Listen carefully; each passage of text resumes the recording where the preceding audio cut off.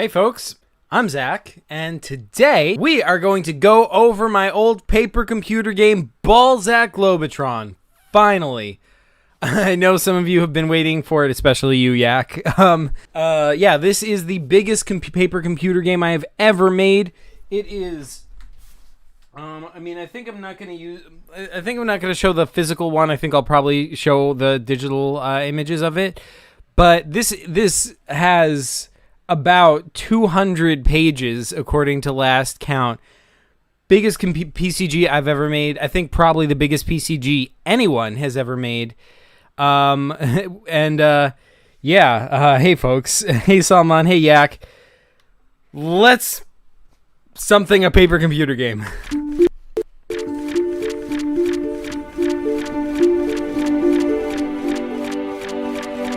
All right, folks. So, first let me just throw up some music. All right, let's check out some Balzak Globotron, all right? Are you guys ready? All right, so someone says, yeah, I'm really interested to find out how many pages were made. Like, were many of the pages useless? Or maybe there were just so many extra pages of hallways and stuff. I guess we'll find out. Yeah, depends how you define useless. Yeah, I guess you'll see. Balzak Globotron. Alright, so here it is, you guys, the cover of Balzak Globotron. This is it. This cover, for those who can't tell, this is a planet, and this is a fleet of starships going past the planet. This ship right over here, how do you zoom in? There we go, yeah. This ship right over here, that is the lead ship of the fleet. The rest of these ships are all of different designs because they originate from different alien species. We'll get into why that is in a bit.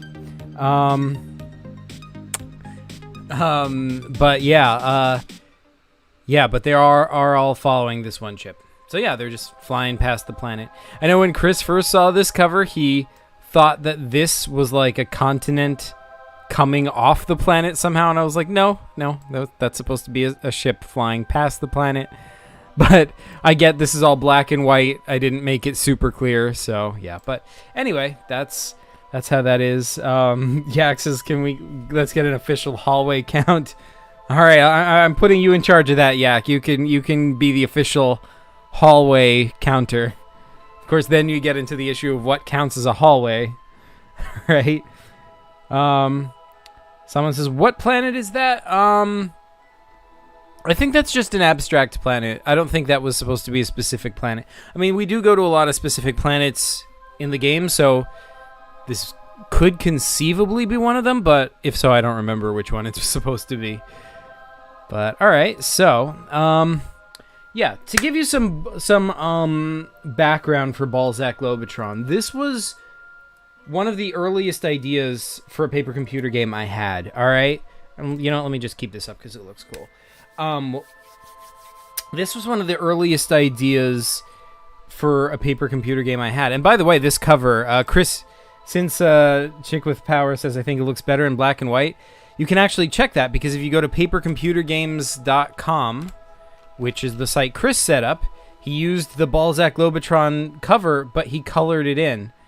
So you can actually see what it would look like in color. I think it looks pretty awesome. This is just the background for the site papercomputergames.com. The site doesn't really have much on it yet. It's just the background with like a few links. But anyway, yeah. So maybe I'll just leave that up for the moment. Anyway, so Balzak Globotron is the Balzak Globotron is one of the earliest ideas I had.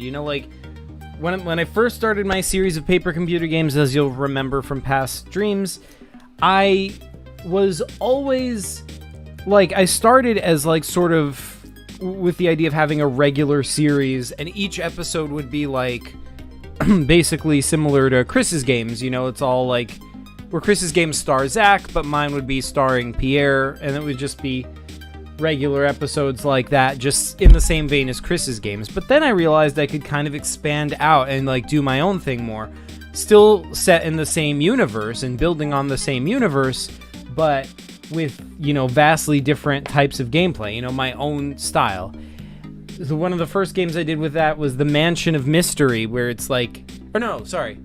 The first one was The Last of the Zerelta, you know, about Dinkus, and that's like, even that was pretty similar to the old Chris games, but, you know, with a new character, so like that, you know, a character that isn't the real person, so already that was a huge departure. Yak says, this is my reminder for everyone to turn off top chat. Yeah, good point, Yak. Everyone turn off top chat. So yeah, Balzak Globotron was like the third, like each game I was getting more and more ambitious. You know, I was like, the first was Last of the Zerelta. I was like, all right, it's basically the same thing, but like it's a backstory. It's with a different character, all right?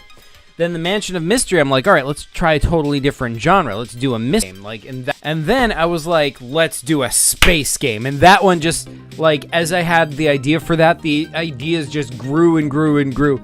And it just became way too ambitious, way too fast. This game just exploded. And really, I really should, like, knowing what I know now, I could have just done it so much simpler and so much more effectively if I'd cut a lot of the screens out, but we have now established the backstory of Balzak Globotron. I teased it in like the mystery game because like I had the idea before I finished making that game. Like there's a painting where you see the you know the poster of, you know, this ship,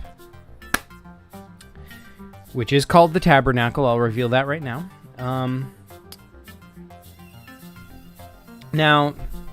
But yeah, so actually making the game was super long. It took freaking forever, you guys. So it was quite a while before it was it took us, but from the time I started making the game, pardon me, to the time that Chris beat the game was over 10 years. 10 years. That's how huge this game was. All right, so let's dive in. So, whoops. Where do I even start with this? Okay, so the game started with here. This place is called Midway Station. And this was the first screen. All right? So, this is sort of our intro to the game.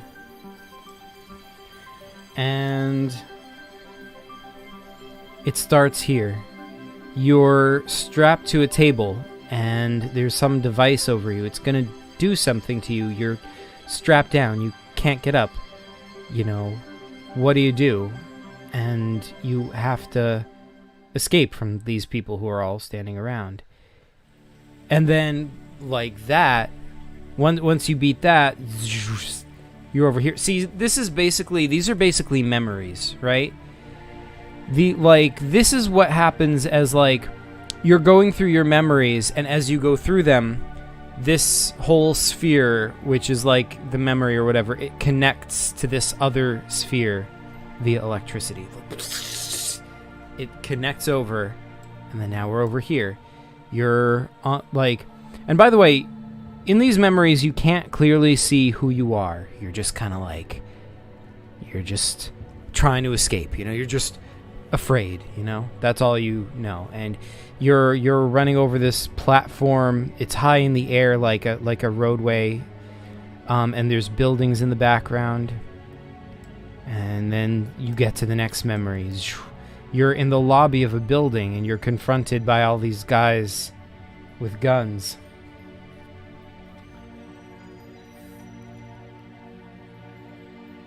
Chicken with Power says, I have time, I have ideas, but I do not know how to make puzzles. Yeah, there is no easy answer to that. You just gotta, like try to... The easiest way is just put people in a situation, give them a problem, and then the player, will try and solve it the way they try to solve it, and you tell them if it makes sense for it to work. That is the easiest way to do it in a PCG. Someone says so long that you forgot what even happened in the beginning parts of the game. Oh, yeah, for sure. Absolutely. I still have a script for it, which really raises the question, why haven't I added this to the PCG shop? But I really should. But anyway, Did you ever redo any pages later on because your art changed? Yeah, not a ton of them. Salman, I was like 10 years after the fact, I was like, my mindset was like, I just want to get this done, you know? And like, because there was so much of it left to be done, I was like, all right, you know, my reasoning with myself was like, okay, if we want to get this done, the way to do that is to make this as easy for myself as possible, you know?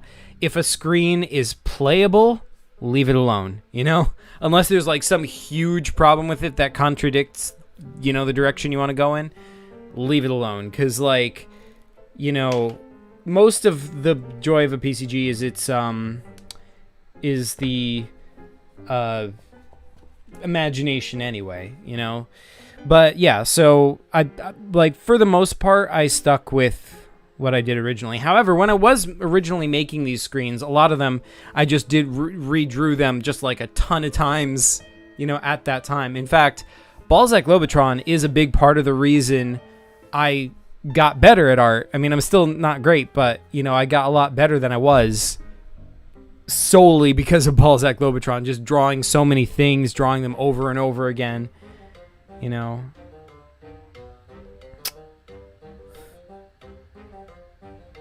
Random question, but are there comics behind you? Yeah. DC comics, Superman, other DC stuff. Yeah. Jabbar says I'm his brother. Yeah, I know. Yeah, cool, dude. But anyway, yeah. So here we go. The next memory. You're sliding through a tube, and there's these guys with guns. By the way, this music is not great for this. Yeah, you're like sliding through a fast tube, and there's these like guys with guns pointed at you. And over here on this building, that's interesting.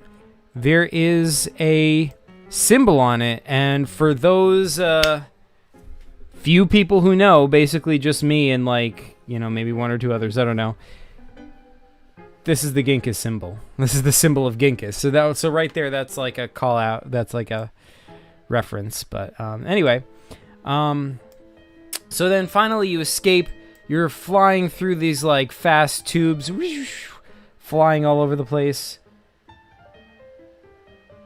Zach is even wearing a Superman shirt. DC Superman super fan over there here. Yeah, pretty much. I grew up on Superman and never got out of it. Chicken with Power says, I'm a cuber and I was doing 3x3 and I became so mad when a notification came and I saw it was you. And my day became so much better. Oh man, thanks, dude. Someone says it's a cookie. Yak says, I knew it. Yeah, Yak. How's it a cookie? I mean, that makes me hungry though.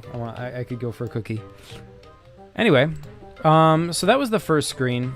And then, like, so it's just each sphere is connecting to the next as memories slowly come back. And then the last memory in the last sphere. And it's this. Anyone know what this is? Let me know in chat. What is this? What do you guys think? Any guesses? For the, like, this is a central thing and there's electricity shooting out of it. What is it?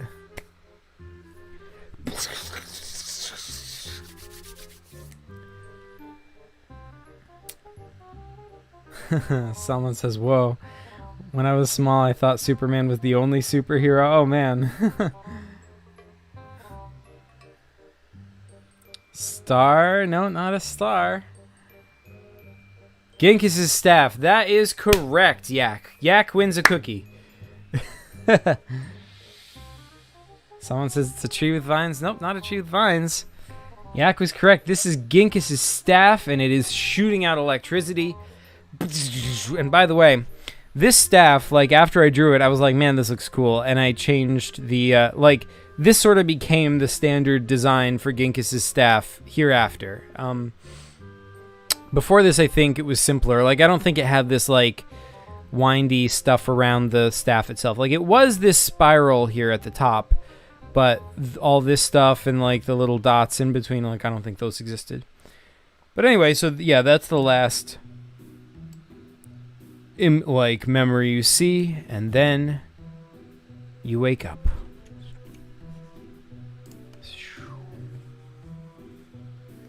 Someone says, I can tell you spent a ton of time on that. Yeah, dude. I had to redraw that like so many times. Thanks, man.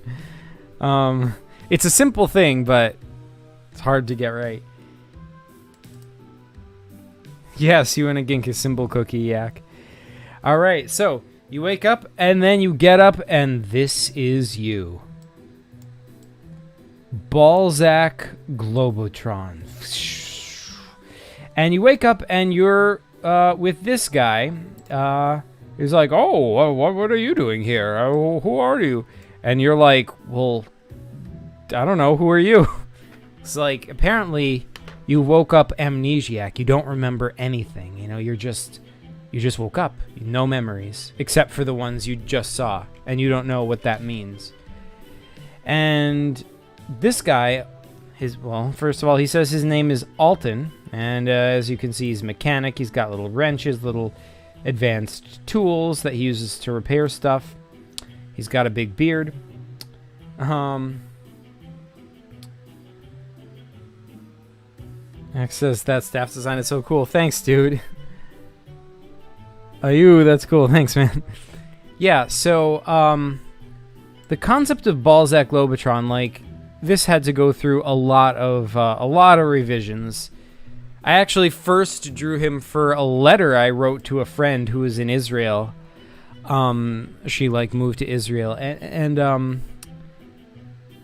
but yeah, since that time I improved the design so much. I drew this guy so many times.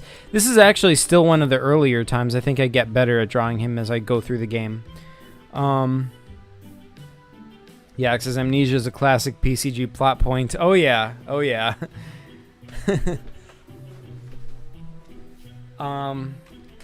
But yeah, that is also kind of the point of the game, is to figure out what you are, you know, like where you came from, what are you doing, who are you, you know? But yeah, so this guy, his name is Alton.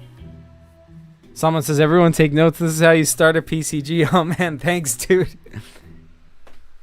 So yeah, Alton is all like, he's like, well, I don't know, I just saw this canister floating through space, just like this metal cylinder, and I was excited because any news from the outside world is thrilling. I was terrified too, but I had to take it inside and see what it was.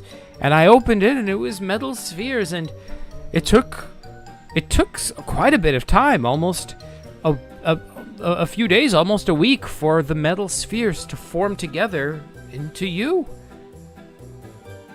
So that's all he knows. That's all he knows. And see now, so that's all we know about Balzak Globotron situation. We do know a little bit about Alton's situation. So the reason Alton has this huge beard, this is sort of a sad story. You see, Alton was this guy from some random planet, right? And he, you know, had this great idea, right? He was going to open a space station. He was going to open a space station that was going to be set right in the middle of like one of the major spaceways where all the ships pass, and he would get to service those ships, repair them, you know, whatever, serve them lunch, that sort of stuff.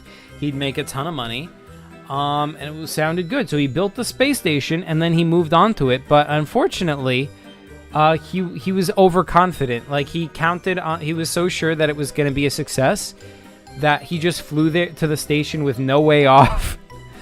He took like a taxi with a one-way trip, and he couldn't get off the space station. So see, what happened was, like, the interstellar commerce routes changed, so there was no way for any ships to get to this space station.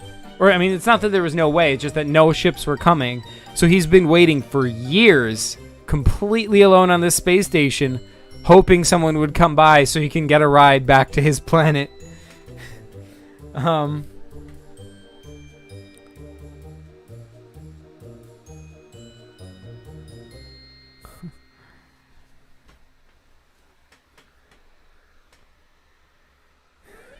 Alright, yeah. Poor Alton. R.I.P. Yeah, for sure.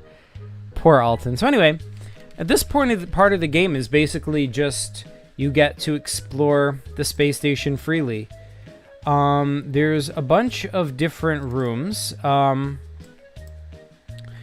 think this is the room you start in. Now that we are past the opening cinematic, basically, this is the actual room that you get to explore. Like, I think this is like the equipment that you were being examined under, and there's like control panels over here. Then we've got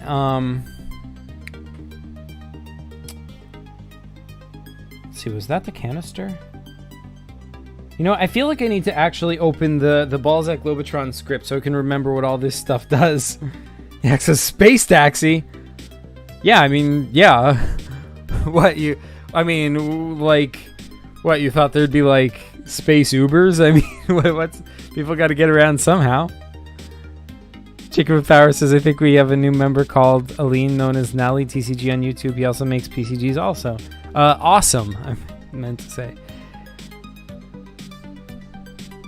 My brother was in your PCV. He was showing, he was showing you. He was live streaming and he was showing you the PCS that he made. You mean the PCG that he made?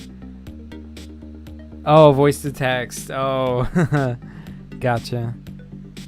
Take with Power says, Zach, have you finished the PCG? This PCG I finished years ago. It took us 10 years to finish it, but we finished and completely played this game. It's over 200 pages long, but we finished it. But yeah, let me see if I can open that script down there.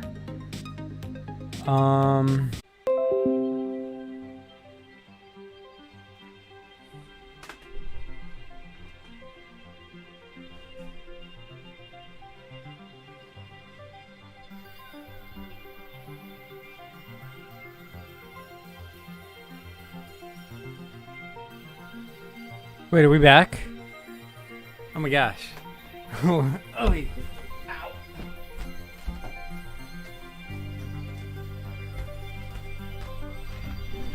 Woo! We back.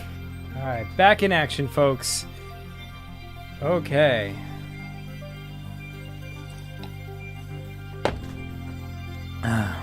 I'm so sore right now. I went for a hike the other day. My muscles have not been accustomed to that kind of activity over the past year due to COVID. Anyway, we are back. So where were we? Right. So we were on Midway Station. We were here. This is Midway 5, and we actually have the script for Midway Station. It says this room is at the top of a tower. Well, I guess that's for the first room. Hallways 1 to 4.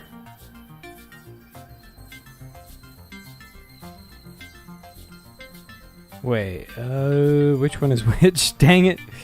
See, this right here is why I didn't want to upload this game to the PCG shop, because the script is not super clear for someone who hasn't read it. I thought it would take a lot of work. However, all the information is in here. But it says this room is at the top of a tower. Balzak will awaken here. He will be introduced to himself and to the guy living on the station. In the room is a mirror, and the guy, we'll call him Alton for now. See how it says that? We'll call him Alton for now, because when I wrote this script, I didn't have at least when I started writing the script, I didn't have a definite name for him yet.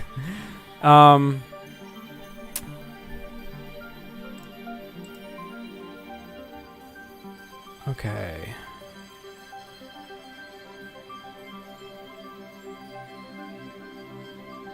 Mirror? Wait, which is that the room we're looking at? Yeah, there's totally a mirror. Okay, so it says Alton will show Balzak the reflection of himself in the mirror. After that, Alton will leave the room. There's a tube on the floor right over here, and which Balzak came in, and which he can still fit into if he needs to. Also on the floor is a strange tool, which is right over here. It can be used to take off the bolts, which prevent the crowbar from being used in the gate. All right, that's a bunch of stuff. Okay, so this is actually the first room. This is the room you start in, I guess. We have, like, I think there's a doorway going out. There's oh right, it was the top of a tower. That's right. This is the top of a tower, and you have to take the stairs down. And then let's see where it goes.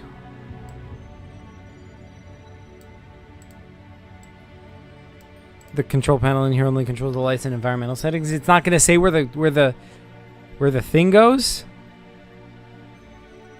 All right. Whatever. Someone says Alton is a pretty epic name. Yeah, thanks, dude. Someone says sheesh, even the mirror in the back is accurate. Oh man, thanks, dude. All right, so let's see. Next, let's see.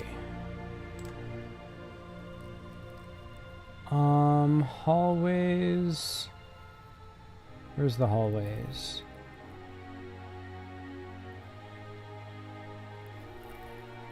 Okay, so is this a hallway? Yeah, this was like at the center of the station. This is like where the promenade would have been.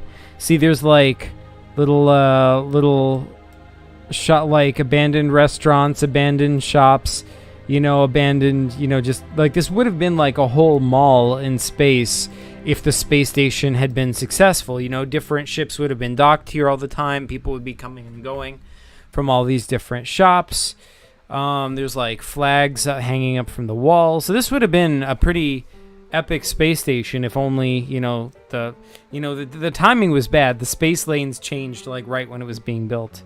So, but yeah, this screen doesn't have much purpose beyond just that. You just kind of explore it. It's like, oh, what's over here? What's over here? And you can, grab things. Obviously, there's like abandoned stuff left over.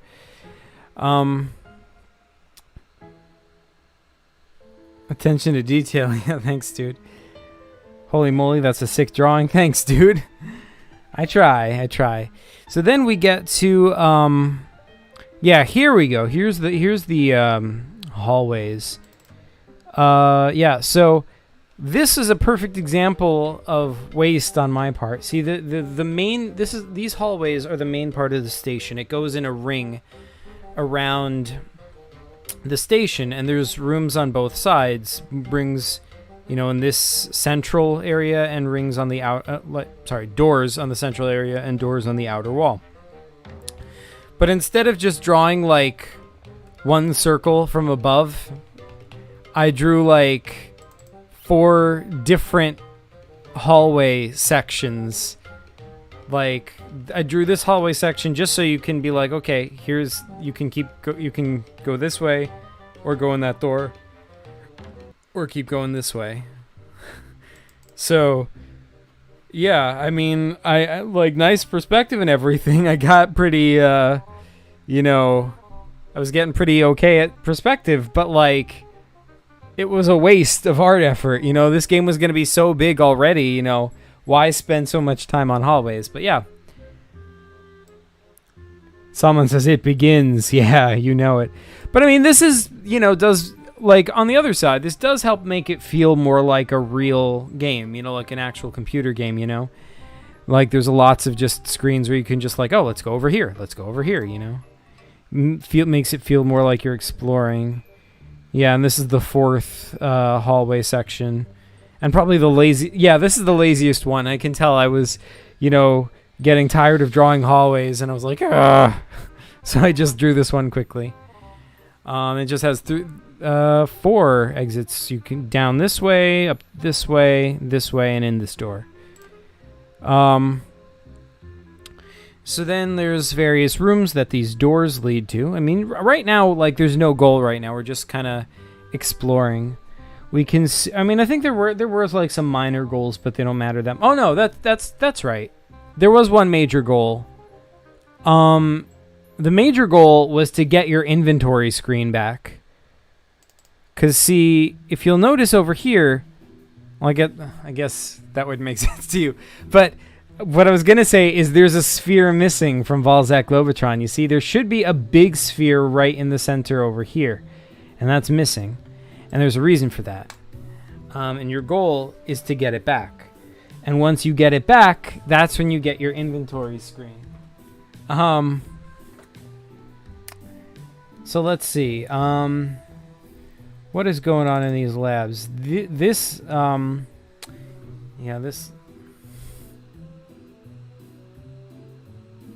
my God! You had to draw Balzak every single time. You know it, dude. You know it. Yeah, I got pretty good at drawing Balzak. Like, you know, probably better than any other character, just because I drew him so much. And more recently, I'm like, you know, I could have just had like a cutout of him and just move him. Yet another example of inefficient PCGs.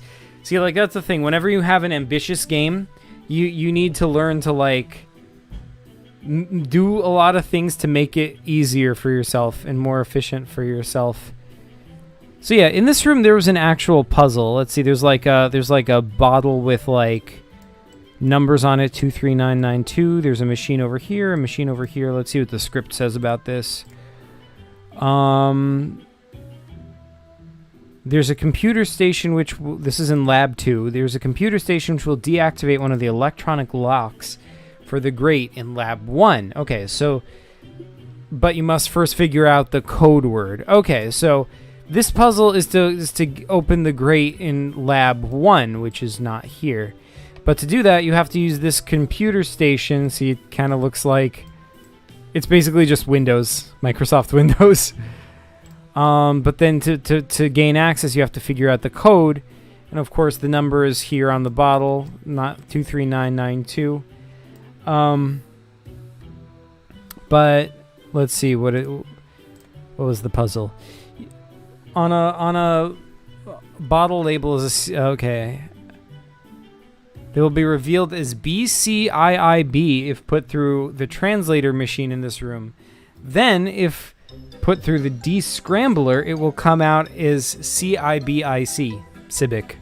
This is the code word. Type it into the computer panel. One of the locks will disengage. Alright, so yeah, I guess, like, I don't remember which machine is which, but it's probably like these are the two machines. So one of them is the decoder and one of them is the descrambler. So you have to first decode it, numbers to letters, and then you have to descramble it into the word. Oh, that's such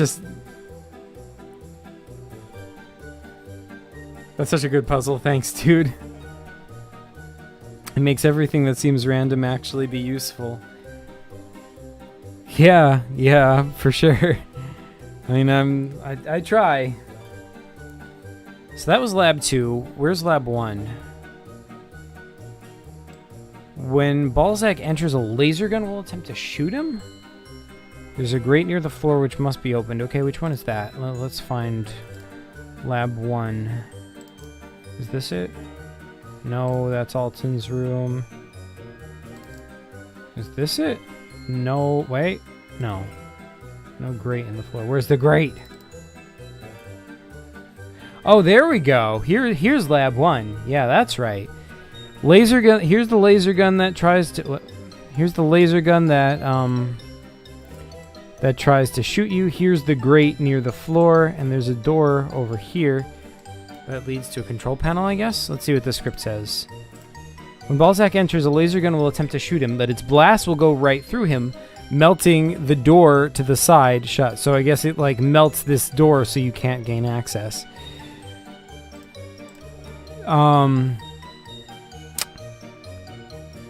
Balzak will be unable to go through this door. There's a grate near the floor which must be opened. However, 3 electronic locks in the other 3 labs must first be deactivated, causing the lights next to the grate to turn green. Oh man, I forgot all about this. Then the grate itself must be debolted using the debolter. Yeah, the debolter you can just find somewhere in the station. I forget where, but yeah. So I guess like this is what you're trying to access, and you have to go to 3 other labs in order to open this grate. And then on top of that, you have to use the debolter to access it. In retrospect, I don't know why Balzak couldn't just have Alton access it for him. Oh, you know what? I know why. Because Alton can't get into the control room anymore because the laser gun shot the control room and melted it. Unfortunate. Someone says, wait, is Balzak supposed to be see-through? Ah, yeah. So the thing about that is, like, the spheres are metal spheres, but they're only connected to each other with electricity. So these wavy lines, that's supposed to be like crackling electricity, like just jumping between the spheres. But other than the electricity, the spheres are just hovering in midair. So that's why the laser goes right through him. It just goes right through his electricity. Zach makes something that looks useful but actually useless to mess up people. I've done a lot of that. Alright, bye Jabbar, thanks for joining.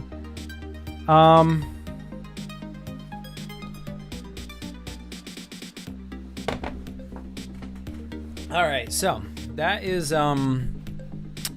Lab 1. So then, let's see. Lab 3. Which one is slot with a cartridge in it? Let's see. Which one is Lab 3?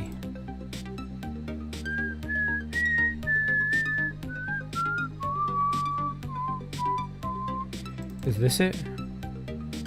Yeah, this has got to be Lab 3. See, yeah, see slot with a cartridge in it right there. Okay, so yeah, what was the puzzle here? I remember this one being easy. I think you might have... There's like bacteria growing in here. Let's see what the script says. The cartridge is bacteria, which is being displayed on the TV screen in here. Whoops. Okay, so... Okay, so here's the TV screen. Man, that's an old TV. Why is it so old? Like, this is a space station built by an alien race. Anyway, so this TV screen is displaying a microscope image of the bacteria, which is in the slot over here. Balzak must remove the cartridge and insert the stuff in the jar on the left side of the shelf into an empty cartridge in the slot. The TV screen will display microscopic numbers 749189, translatable as GDIAFG, which can be unscrabbled in Lab 2 as GADFIG, which is the code word and must be typed into the keypad in Lab 3. Uh-huh. So you have to go back and forth between labs, and, like, I guess there's a code word in each lab? Someone says that looks like a kitchen. Yeah, it kind of does. But you know, this is what a lot of labs actually look like. I actually looked at references of labs, you know, to get a sense before I drew these labs. Some of them are you know, pretty, you know, cuz like, and also like when I took physics classes, like even the classrooms were like this, you know, just there's like cabinets with drawers for equipment, and then maybe a shelf with equipment, and then just more equipment on top of the cabinets, and that's just what it is, you know. Someone says this is so scientific. I know, right? Chicken with Power says, Zach, is it 8:48 where you live? No, it's 8:50 where I live. But yes, that's basically right. So yeah, all right. What's the next lab? Next lab is Lab 4, which is the most different one of the labs. It is this one, I believe. So, like, yeah, this is a weird room. This room is questionable. Like, as I recall, there's like a puzzle with like, see, these are the blocks you have to move around. This is just like a display of the correct arrangement of blocks, I think. And you had to like reorganize these three-dimensional blocks so that they match these blocks. I think that's how it was. But that was hard to decipher because, first of all, it's kind of hard to see the numbers on top of these blocks. It took Chris a while to figure that out. Also, talking about me leaving weird, pointless stuff that seems like it's useful but is not. This, if I recall correctly, this is actually a ship of the miniature people. JC Toon says, wow, it's 7:50 where I live. Oh, so you're a one time zone to the left of me? That's pretty sweet. Such a clean looking puzzle. Oh, thanks, man. Yeah, the script says, not so much of a lab actually, but it has 9 blocks which must be rearranged. They can be moved using directional arrows on the back of each block. Blah, blah, blah. Once this is complete, a paper will slide out the slot on the wall with a code word in it being Yip It. Oh, snap! That is a PCG reference right there, because one of my previous PCGs was called Journey to the Center of the Earth. Not the Earth, the world. Let's see. Let's wiki it. Oh no, Into the Heart of the World. That's what it was called. And in Into the Heart of the World, you play as a guy named Yippit, spelled Y-P-P-I-T. And your goal is to get into the center of the world. And you actually end up being a villain, because you end up like... Yeah, Yippit ends up being a villain who, like, kills most of the mole people for no reason. But...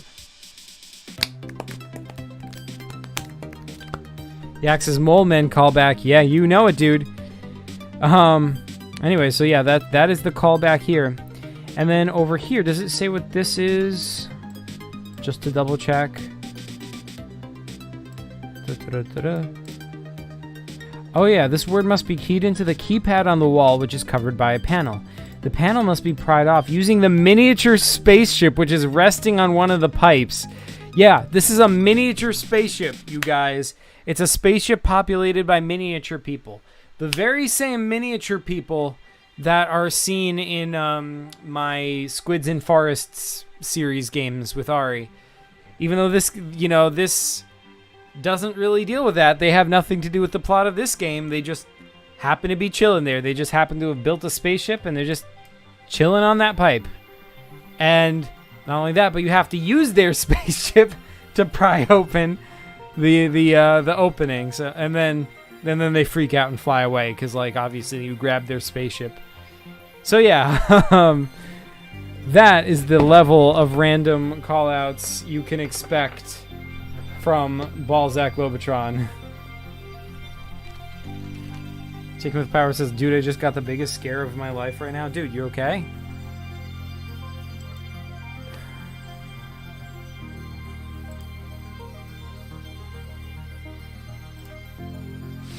Anyways, so next we have Alton's room.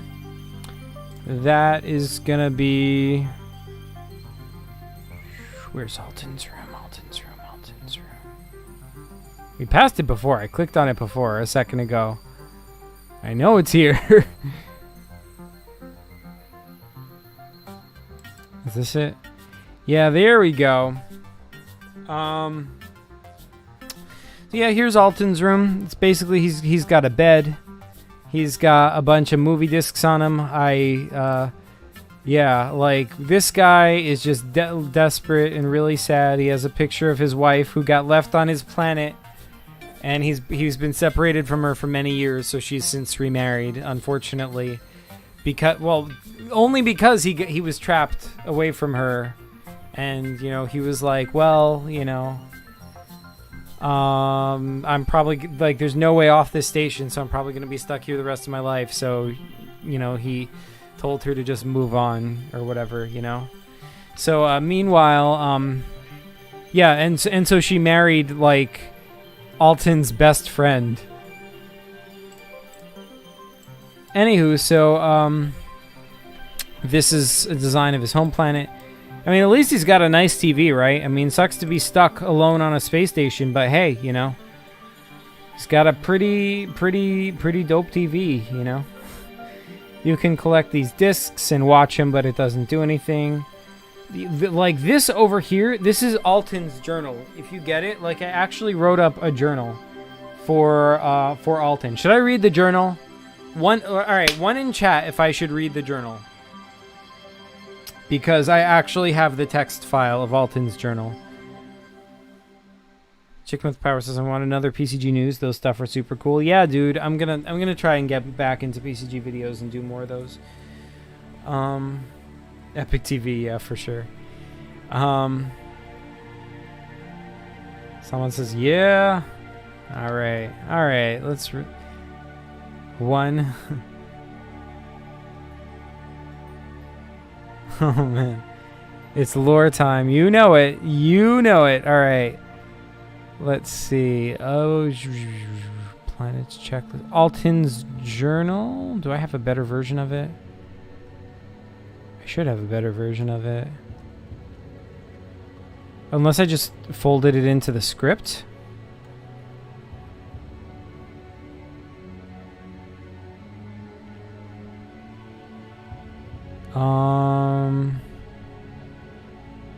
No, I didn't. Okay, so I guess we're stuck with the bad version. Assuming I can open it.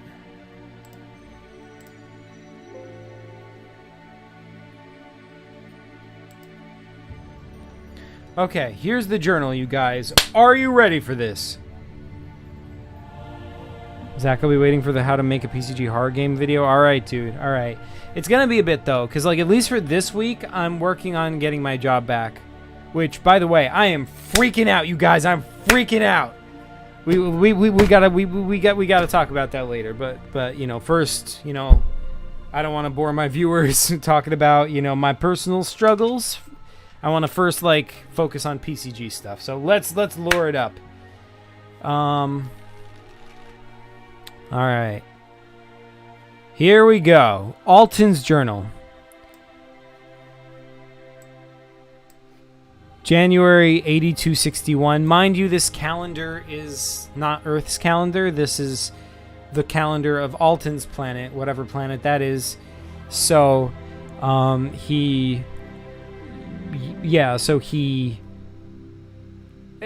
this is not like 6,000 years into the future. This is just like whatever I mean, this is set in the present day, just his planet is more advanced. Anyway, Yak says, I believe in you, Zach. You can get the job. Thanks so much, man. Thanks so much.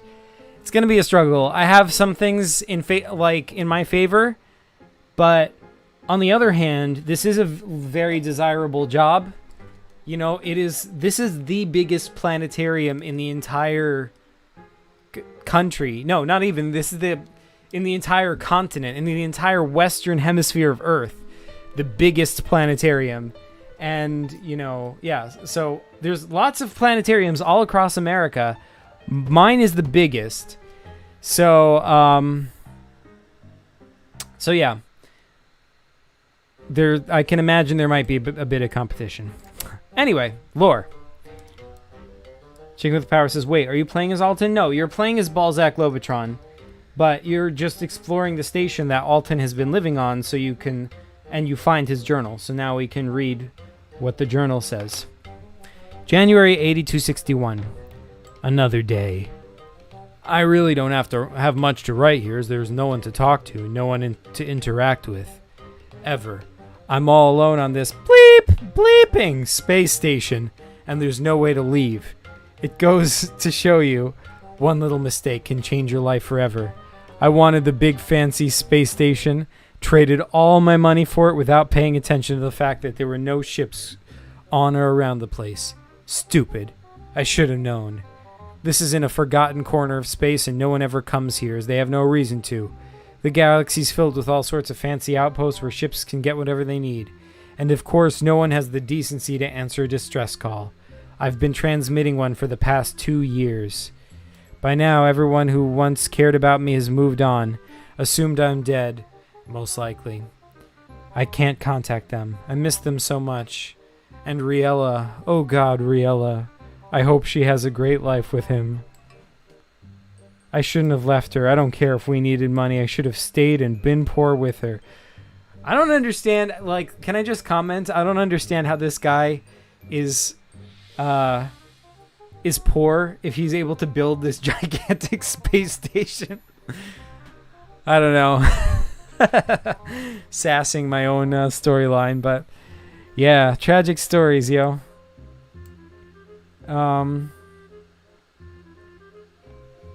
JC says, "Where do you live and where is it? I'll come." Wait, to see my planetarium shows? Yeah, Liberty Science Center, New Jersey. Yeah, if I get the job back, you're definitely welcome to come see a show. That'd be awesome. Yak says, "Wait, so his planet still uses the same months?" Listen, Yak, listen. Yes. That's my answer to that. I mean, you could reason that maybe this is being translated into English and it translated the first month as January. I don't know. Zach bashing on his own lore. I know, right? All right, February 8261.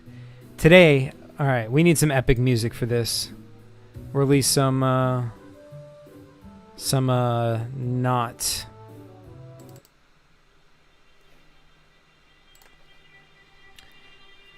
Today, I woke up to the sound of an alarm blaring. The sensors had detected something coming this way. For a long time, I just stared at it. At first, I hoped that it was a ship finally coming. That maybe, somehow, I could go home. But it wasn't a ship. Nonetheless, it was something, and it was coming this way. It seemed to be artificial, although the scanners couldn't quite figure out what it was. Whatever it is, it's good for me. At its current speed, it'll take a month to get here. A full month! Well, it leaves me something to look forward to in this life of mine, if it can even be called that anymore. March 8261. It's going to be here. Today, in a few short hours. Something different is going to happen in that time. I find it hard to wait. Next day. Well, the thing is definitely not what I expected. Not that I expected anything in particular. The thing turned out to be a cylinder, some sort of stasis tube. I tried to scan it, but the obsolete scanners on this thing couldn't penetrate it.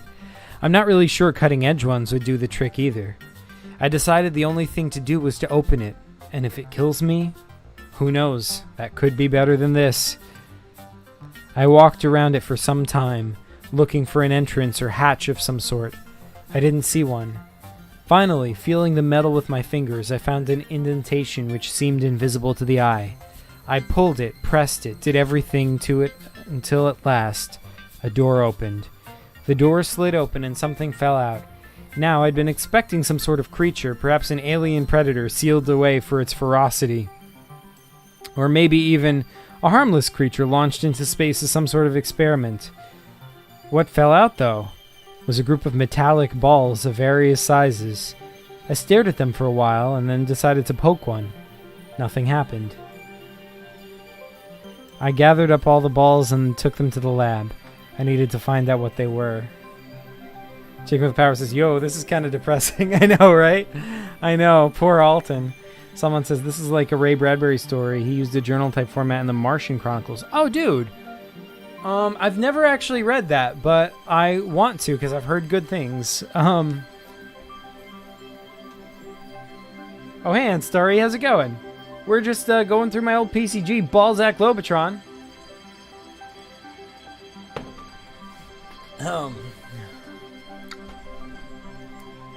I gathered up all the balls and took them to the lab. I needed to find out what they were.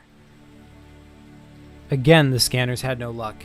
It seemed apparent that this was a new type of metal, new to me and anyone from my world anyway. Anyway, what the scanners could make out is that there was a slight electric charge coming from each of the metallic spheres, and the electricity was building. Alright, bye Jabbar. Thanks for joining. April 8261. The electricity's been building steadily for a month now. It's become visible, a constant electrical streak flickering between the spheres. I don't know what to expect. As happy as I am that this thing came into my life, part of me is a little nervous. Yesterday, something strange happened. Did I see one of the spheres move? May 8261. I'm definitely not crazy. Well, maybe I am. But regardless, those spheres are moving. It happens regularly now. There'll be a particularly strong jolt of electricity, and somehow this causes the sphere it goes into to jump. I've scanned this again and again, but all the scanners read is electrical charge. And the charge is still growing fast. So I have a science criticism here. He should know this, that like he's treating it like that's so weird, like how could electricity be causing something to jump? But you know, there is something called like electrostatic attraction. Like that's why, like that's what static electricity is, you know, like when you rub your head against like a carpet or whatever, and then your hair is standing up, that's because of electricity, static electricity. So like it shouldn't be such a weird thing that electricity can cause things to jump. But anyway.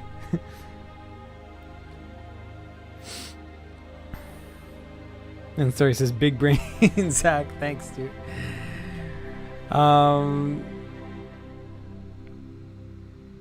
June 8261. The amount of power these things are putting off is becoming ridiculously high. And it's still increasing. I'm becoming increasingly nervous. Okay, first of all, I misspelled ridiculously. Let me fix that. Ridiculously. Also, this is not putting of, it's putting off. There we go. Much better. Control S. Saved. Bam. All right. Yeah, because I'm imagining Zach rubbing his head on the carpet.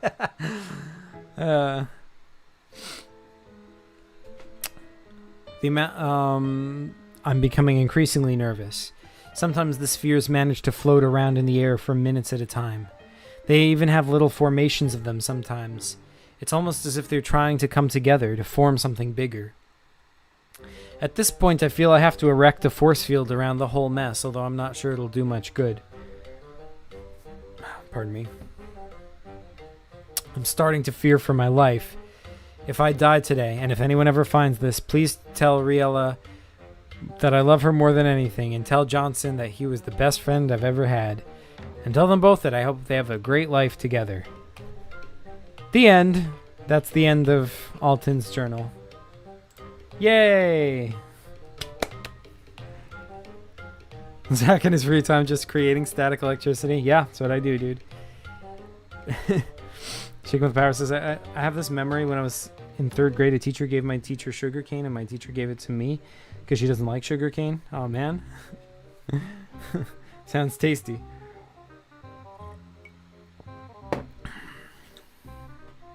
Okay, so where are we?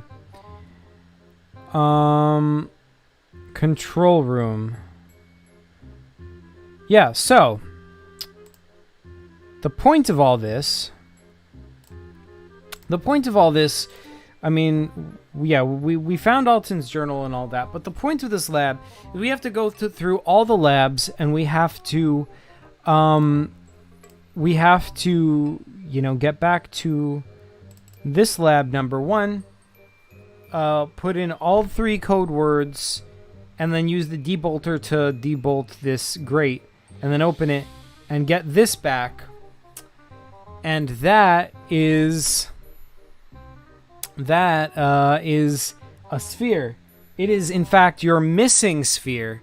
It goes right here in the center. And once you get it, Salman saying Balzak finally really making this man write his last words. Yeah, right. Poor Alton. So yeah, once you get this sphere, Also, I must say, it is nice for Alton that at least he has Balzak to hang out with for a while he's like exploring the station. You know, you can go back periodically and visit Alton in the control room and, you know, talk to him for a bit, see what's going on.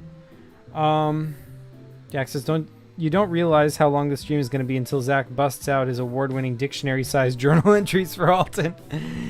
Yeah, right? You guys, this is not just any stream. This is the Balzak Globotron stream, yo. Oh, buffering. Oh, man, come on. Is my internet? What's going on? Compact dev.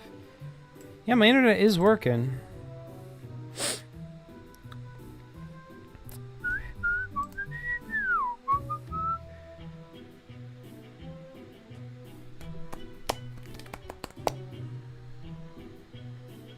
Why is it not buffering for me? Nah, Alton deserves this for being an idiot and taking a one-way taxi. So harsh, so harsh on poor Alton. Someone says, those 10 years of work ain't gonna go to waste. Yeah, that's right. That is right, Selma. It's working for me. All right, sweet. We good. Okay, so, yeah, once we get that sphere, once it rejoins with the main sphere, we get... I do have a picture of it, right? Yeah, we do. The inventory screen. Wait, that's not the right inventory screen, is it? We'll look at that for a second. I think I have a better physical version of the inventory screen. Yeah, see, so this is, you can tell this is actually the center of Balzak Globotron, like his chest, basically. But inside of it, you can keep your inventory. And see, like, these spheres are all around it.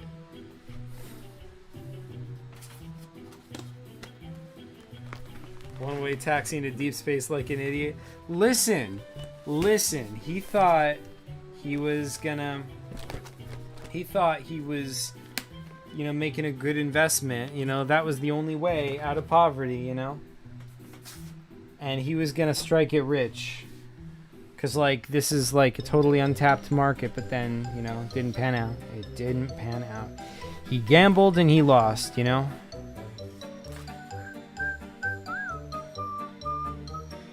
Alright, so we gonna actually I'll just, you know what? I'll just go to this, and then we'll just hold this up. Here is the proper inventory screen. Yeah, this is Chris's inventory screen that he was actually using.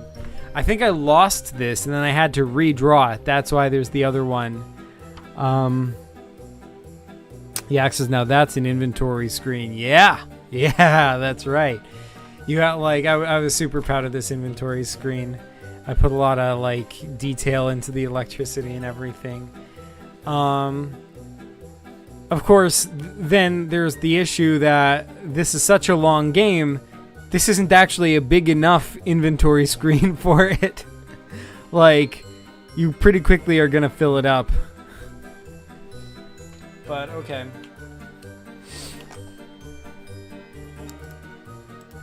Man, it's hot in here. Alton's life must have really been falling apart for him to drive out into the middle of nowhere, light years away from all life. What a loser.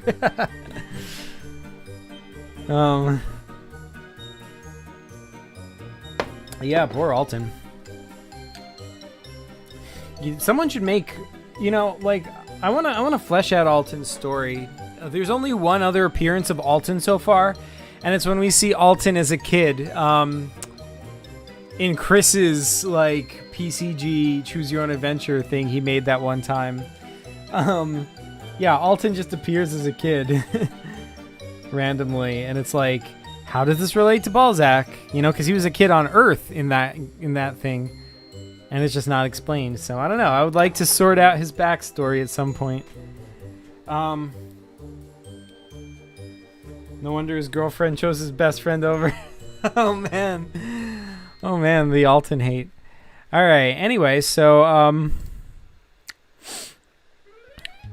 right. So Midway Station. Right. So once you find your inventory, And you're going back to talk to Alton again to figure out what to do next.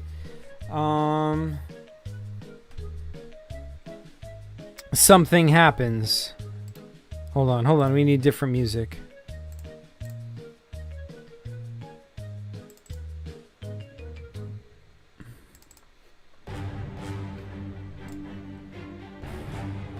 All right. The station comes under attack. Alton's like, what? What's going on? This has never happened. And he's like furiously trying to get the defenses up. But this is a trading station. It doesn't really have much in the way of defenses. Station is rocked.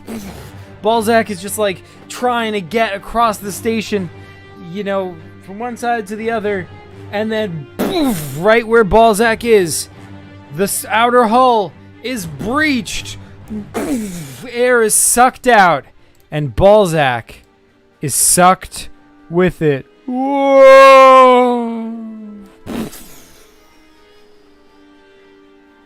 There's some intense music, yeah, dude. All right, so that was the end of Midway Station. We have successfully completed Midway Station.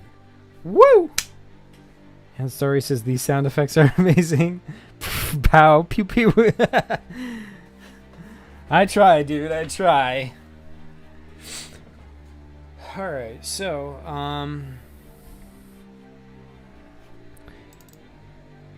all right. Balzak wakes up in a cell. He wakes up in a cell on a ship.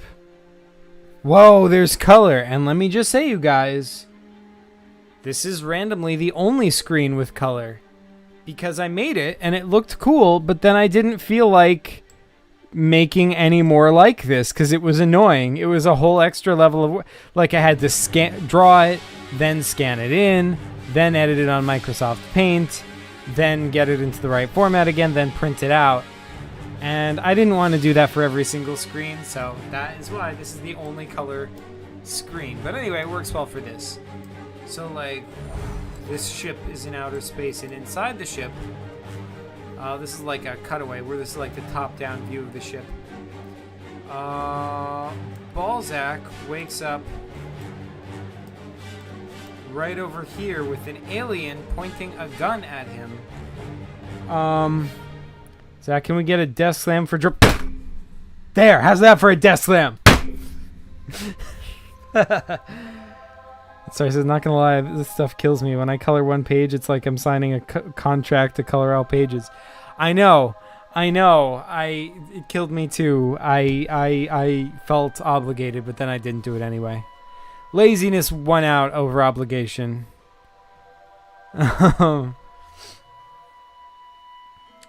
Yeah, I don't know how D-Tune Paper manages to do that for all his games. Yeah, seriously, it's super impressive. D-Tune Paper, man, I must say. And Sorry says, this ship is just a diagram of my intestines. Oh, really? So that's what it was a picture I was copying, a picture of that I was copying from. What a coincidence. Someone says there's little people. Yeah, but they're regular sized people, but they're just cause like these are hallways of the ship, you know? And here is supposed to be Balzak. This is a super early drawing of Balzak. He I think he wasn't in his final form yet. But anyway, it doesn't matter. It's small enough that you can't tell. And you have to like figure out a way to knock out this alien and take his gun. Then you have to like explore the hallways. You have to go to all the different rooms. This room, by the way, is completely inaccessible, and there's just a guy up here holding up a crystal, and there's just like energy coming off it, and it's like, what's going on, you know? And see, that was a thing. This same guy with the crystal, he was also in a maze screen in The Last of the Zerelta, and in a few other PCGs as well. He's always like, that's his thing. He's always there, and he's always completely inaccessible. You can never get to him. And so, to this day, we still don't know who that guy is or why he's randomly in maze screens. Even I don't know, and I put him there. Yak says, what, more plagiarism? That's right. I plagiarized from Anstari's intestines. Anstari taking you to court for stealing his likeness. Oh, yeah? Yeah. Bring it. Bring it. This stream is for going over Balzak. Yeah. Oh, yeah. Chicken says, Zach, last time you said you'll play my stream. We play in this stream. Chicken, yeah. I'll, Unfortunately, I don't think I'm going to have time for that in this stream just because, yeah, this is the Balzak stream, but definitely the next time for sure. Like the next time I do just a random stream, which I will try to do more of those, but yeah, I will definitely play your game with you, Chicken. Anyway, Zach is going to get his butt sued. Uh-oh. Zach is stealing my cloud? You know it. You know it.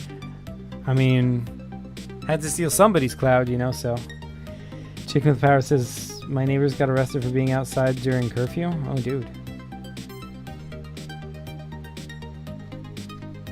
Zach, you really don't diddly did it.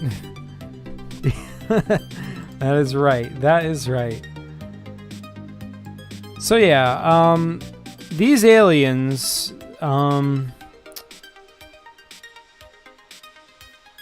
yeah, there's an explanation for this, but basically, this alien starship design, like, these are, like, Yak, this is going to be of interest to you, if you're still there.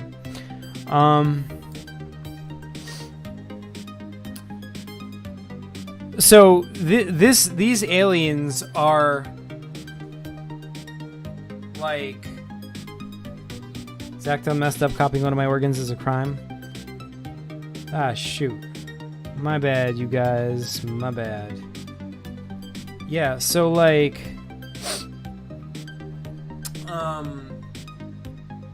these aliens are the same aliens from the Alien Invasion PCGs.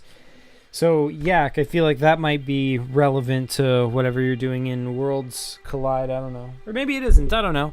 Either way, these are the same aliens from the world, like, the same aliens that invade the Earth in my other PCG series, Alien Invasion. But here they're just randomly abducting Balzak. Why are they abducting Balzak? Why do they care? Like, see, there's something about that. See, they had never bothered the station before, and then they suddenly show up. And on top of that, they destroyed the wall right where Balzak was. Nowhere else, just there, and they sucked him in with a tractor beam. So, yeah. So anyway, Balzak has to make his way through the ship, get past some dudes, like get some of the items in here. We don't have to spend a ton of time on this main screen. And he eventually has to get to the shuttle bay where he gets this little ship, this miniature ship, you know, sort of like a shuttlecraft. And then with that ship, he blasts his way out and like flies out into the depths of space. All right, so that's enough of that. In outer space, however, the ship does not want to leave him alone. So here we are. Here's the ship you just took.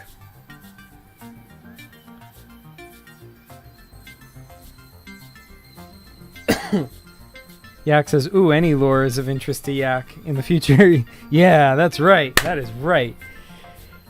Yak says, in the future, Yak becomes an old man who is the master of lore. He hoards all the lore and doesn't let anybody have it. I mean, that is a good future, except that wouldn't I also be the one doing that? I'm going to hoard all the lore and not let you have it so you can't hoard it from anyone else. Chicken says, Zach, there's something wrong with your streams. Like, wait, what? Why? What's wrong with it? What do you do? Zach will be like the Yoda of PCGs. Yeah, right. And so he says, dang, the art is really good. Thanks, dude. Yeah, I was proud of this one. we got our ship escaping. Put a lot of detail on this alien invasion ship, and like here's like the laser shooting at us, like and like this isn't a cinematic. You have to find a way to escape. I mean, basically, I think the solution was you had to shoot this area right over here. That was the solution. You see, there's like this weird energy vortex coming out of the ship. And if you notice, this is actually the location where in the maze, see, it's the same part of the ship where the weird dude with the crystal was. But now we're seeing the ship from the... Whoops. But now we are seeing the ship from the outside. And here it is. You have to shoot that area, and that'll depower the ship. Then you can blast the lasers, and then you can get away. Yak will be like the wannabe Zach. I do like the sound of that. Mainly because it rhymes. But Zach will be the true master of lore. Yeah, that's right. That is right. I don't know, man. I don't know. One of these days, Yak might be the true lore master. That's actually my dream. One of these days, like, this channel will be a success when somebody on the planet knows more about PCG lore than I do. That will be the day when when this channel is a success. Chicken with Power says, yo, was the inspiration from Star Wars? Maybe a little. I don't think especially. Let me see. Is there anything specific here that's Star Wars inspired? This ship might be inspired by some stuff in Star Wars. I'm not sure. The big ship, I don't think so. I don't know. Anyway, like it does look a little bit like a Y-wing. But in any event, so yeah. Where are we at, you guys? So, Balzak has escaped from the alien ship. And Story says, Yak holding his cane and stroking his fake beard, looking into the horizon, eyes squinted. Yeah, right. Yak says, I think it was probably more Star Trek than Star Wars. Oh, yeah, for sure. Like, yeah, the game as a whole is 100%. Like, yeah, actually, the original inspiration for Balzak Globotron as a whole was a Star Trek game, a specific Star Trek computer game. Specifically, the Star Trek computer game that got me into Star Trek. It's the reason I'm a Star Trek fan right now, and it's a huge inspiration for my paper computer games in general.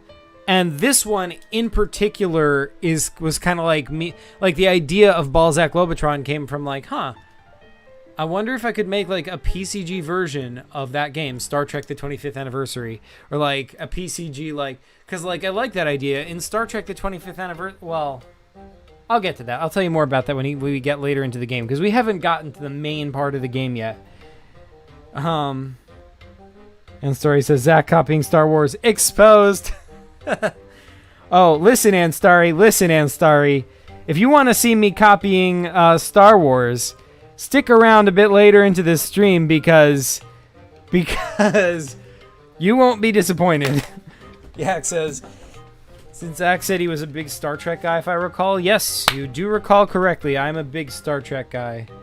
Chink with Power says, the god of game lore is the creator of FNAF. Just look at game theory. Damn. Yeah, dude. Yeah, I've actually seen a few. I mean, I've never actually played FNAF, but I have seen a few of the game theory videos on it, and yeah, that is pretty intense. But in any event,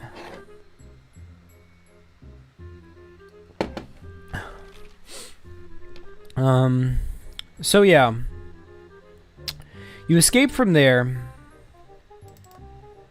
and Balzak is just flying desperately. He doesn't know which way to go. He doesn't know how to get back to Alton, you know, to the station with Alton, so he's just flying in space, and he comes upon this. Wait, hold on. We need some, like, mystical, like, music. No, not that. Wait, this. Abandoned alien ship. Zach watches Game Theory Exposed. Yeah. Yeah. See, the cat's out of the bag, you guys. Secret's out. I have indeed watched episodes of Game Theory. What the heck? Might as well confess, I have also watched episodes of Film Theory as well. Actually, yeah, come to think of it, I, like, some stuff in Pokemon Stop was inspired by Game Theory. Like, specifically, like, humans being Pokemon. Like, there's a Game Theory episode on, like, arguing that humans are a Pokemon, and I just thought that was hilarious. I love that idea. So when I was making a Pokemon PCG, like, I had to include human as a Pokemon. So full credit to Game Theory for that one, to Matt Pat. And Starry says, "Me, can we have some Star Wars? Mom, we have Star Wars at home. Star Wars at home. Lol, Zach Skyhopper struck the robot with his glowing staff." Yeah, right? Balzak Globotron is bargain bin Star Wars. Not really. Yak says, is that like graffiti on the ship or something? Yeah, because the ship has been abandoned for so long that, you know, just like space hooligans have painted graffiti on it. I don't know. I'd say hooligans, but, like, you know, I had friends who did graffiti, and specifically, so my friend Keith, who was also into PCGs back in the day, drew this graffiti over here. He was huge into graffiti. He practiced, like, he legit drew graffiti every single day. Like, he drew at least one graffiti every single day. He got into painting it and spray painting it. He got really good. He, like, in his house, there's just, like, so many paintings over all the walls of graffiti. It is gorgeous. It's amazing. And like, for a long time, when I would go over his house, like, it would be funny. Like, you open the fridge, and in the fridge, like, all the milk just has, like, graffiti all over it. Like, all the random disposable containers, like, there's just graffiti on everything. It was amazing. So yeah, like, I got his help. You know, I wanted this, like, ship to look abandoned, and, you know, abandoned buildings, because I used to explore abandoned buildings in the day.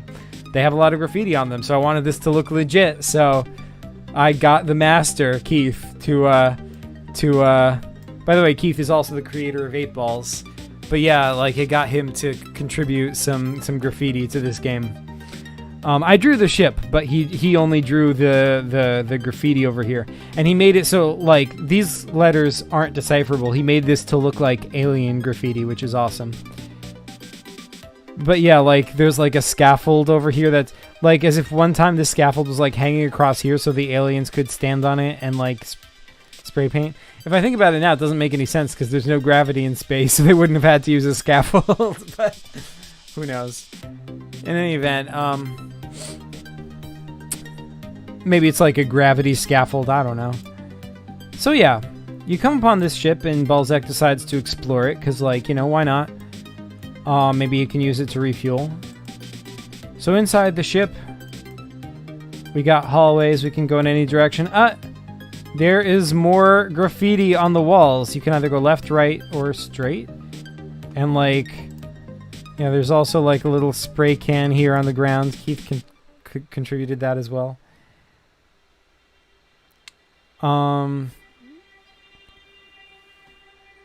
Yeah, graffiti's really interesting. Graffiti's an art form. Yeah, it's really beautiful. Like, you know, like, getting to know Keith really gave me a big appreciation for graffiti. I mean, it, like, some of it is just stunning. It's an absolutely gorgeous form of art. I mean, obviously not all of it is good, But, you know, that's just like any art form. You know, there's no like style or form where every single piece of art is good. You know, that's just the way it is. But yeah, like, yeah, a lot of graffiti is just so gorgeous. Yeah, it says most graffiti is basically alien anyway, unless you're used to reading it. Yeah, that's true. That is true.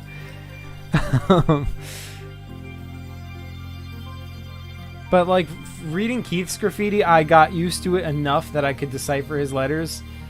And those, like, he specifically made to be undecipherable. They're like alien. Someone you should check out the cubing documentary on Netflix. It's sick. Right, cool. In Fiji, there are graffiti classes. Oh, dude, that's awesome. One could even say graffiti is thick. Okay, hold on a second. I might be revealing, you know, myself as, you know, as, you know, out of touch or whatever. But like, what does thick actually mean? THICC.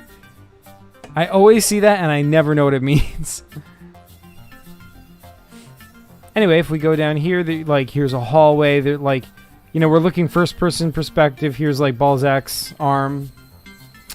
We've got some holes bored in the walls and there's still, like, a tail of the creature that did it. Here's, like, just a metal rod against the wall. And just some debris on the ground. This hallway, there's, like, the wall is punched outwards. There's, like, a protrusion from the wall. There's an alien sign, like, point with an arrow pointing to the left. Oh, and this one I think is if we go straight, we get the full view of the graffiti. Like, this was pretty much entirely drawn by Keith. I think I drew the door, but that's it. The ground and the spray cans and the graffiti, that's all Keith. And I must say, is that not lovely? And he's gotten so much better since this. I don't really hang out with him anymore, unfortunately, but like, last I saw him, his art was really good. Like, dang. Oh, dude, and he put the year 8279, so that, like, matches up with Alton's journal. Wait, was that intentional? It couldn't have been. That has to be a coincidence, but, like... Wait. Alton's... Oh, wait, uh-oh. Did I just...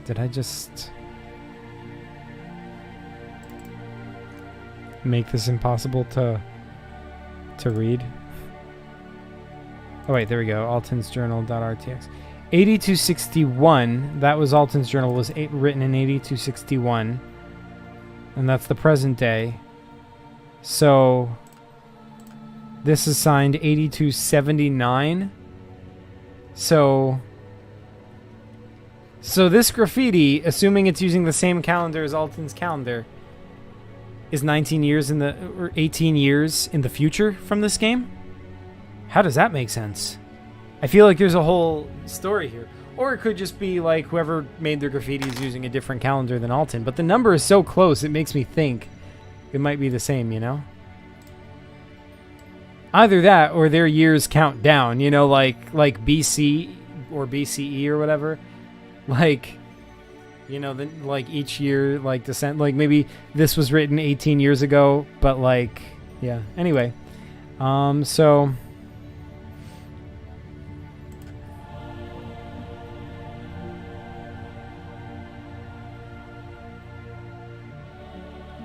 all right, let's see what chat says. Thick means it's thick. Alrighty then. Yeah, graffiti always be looking thick. Yeah, for sure.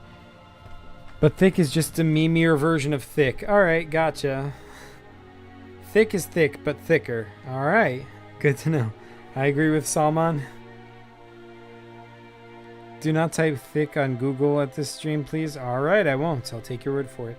Yeah, it says usually it's to describe a person, usually meaning they have a very hourglass figure. Ah...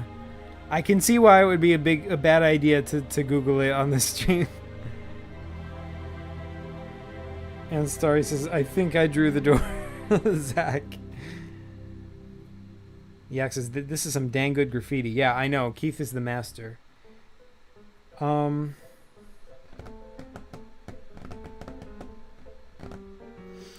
Keith did such a good job making up characters. Yeah, he's amazing. I know. Anywho's it. So, let's see. We got, I guess this was like a, sort of like a destroyed museum. Does the script have anything to say about this? I don't remember what the purpose of that room is. Abandoned alien ship.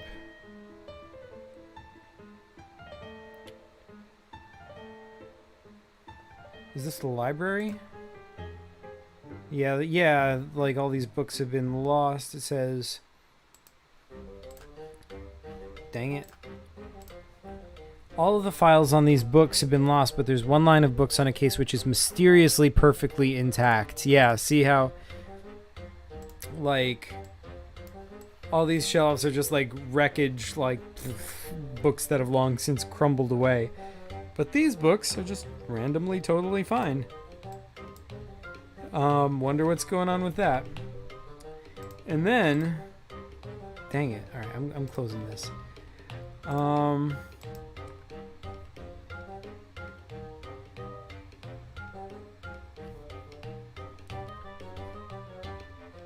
Placing the book here will activate emergency power. Where do you find the book? Security room, school. Dang, where's the book, yo?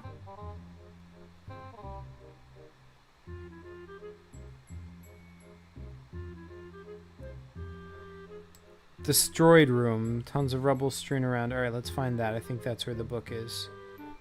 The book is a computer file sealed in a futuristic computer pad which is damaged, but Balzak can interface with it. Okay, so, where's the destroyed room?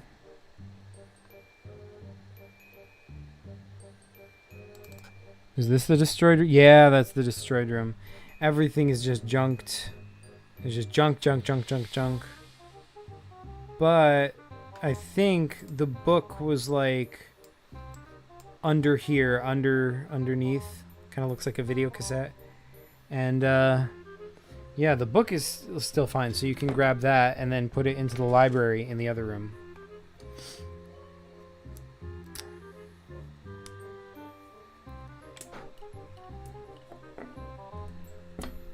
Chick with Power says there's some good things about lockdown, like finding the PCG community. Yeah, for sure. I mean, like, it's a horrible situation, and don't get me wrong, I would much prefer it to just be over, but, you know, that being said, it has been a great time for PCGs. Guys, Zach is getting really exposed today. He's gonna get canceled. Oh no, I'm getting canceled. That was a while ago. That comment. I am gonna get canceled though. It's true. It's true. As everyone does, he used the book as a key to activate emergency power. Yeah, I mean, like, isn't that how you build your ships? By the way, let me just point out that, like, now that we're seeing Balzak again, like, see, now he has, like, a sphere for his chest now. Because that's his inventory screen. Before he didn't. And I guess the 6 spheres are kind of like ribs.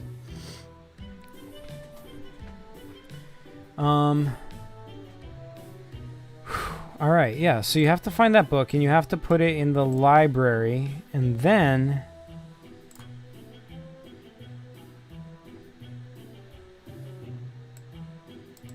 what happens if you put it in the library? Well, what happens is we need extra music.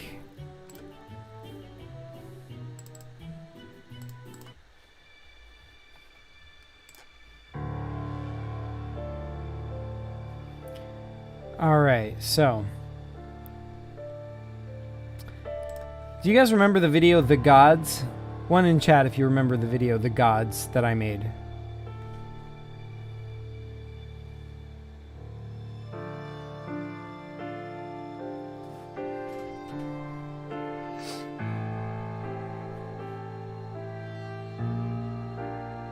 So, like, Regardless of whether you remember it or not, this is where that's from in the gods. And Starry remembers it? Yeah.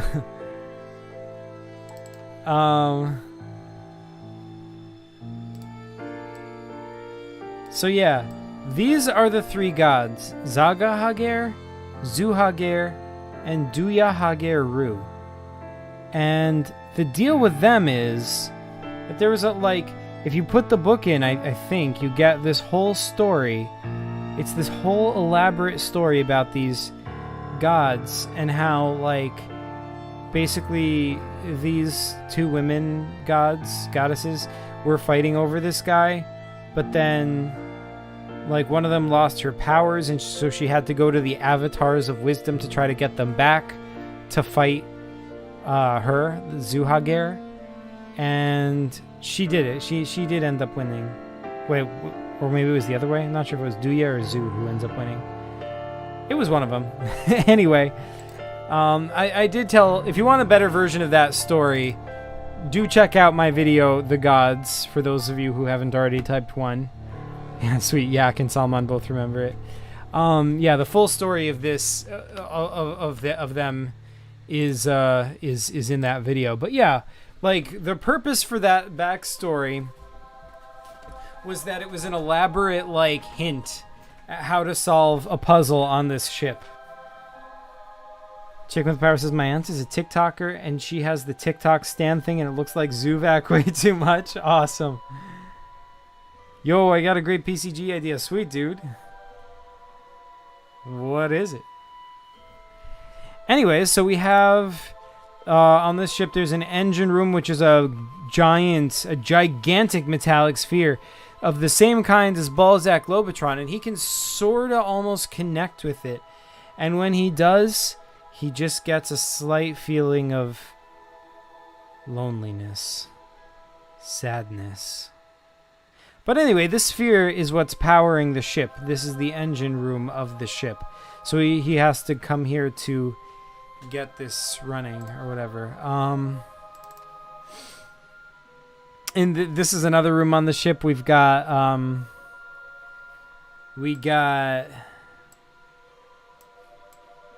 yeah, like some dude, like maybe it was a human, was strapped to a table, but now they just died on the table, and now there's just bones. There's equipment on the table. I think this was like supposed to be a tricorder from Star Trek. Over here, this was like, I don't know if any of you remember my old streams where I was showing my sketchbooks, but this dude right over here, this was a motif in my sketchbooks, like an alien skeleton, like a dead alien with 3 heads buried underground. Like I kept doing, like, adding that into a lot of my pictures in my sketchbook. But yeah, so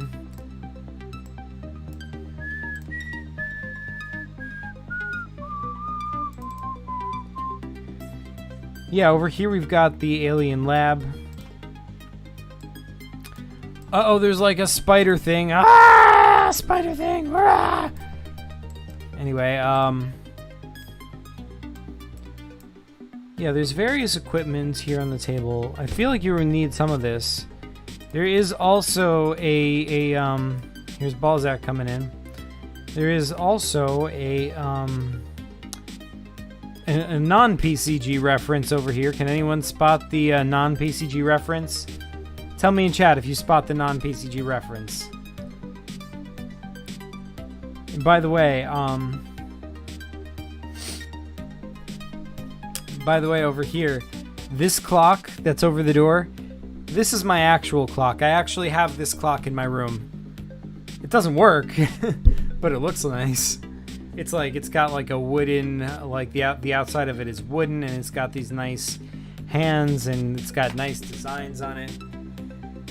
But yeah.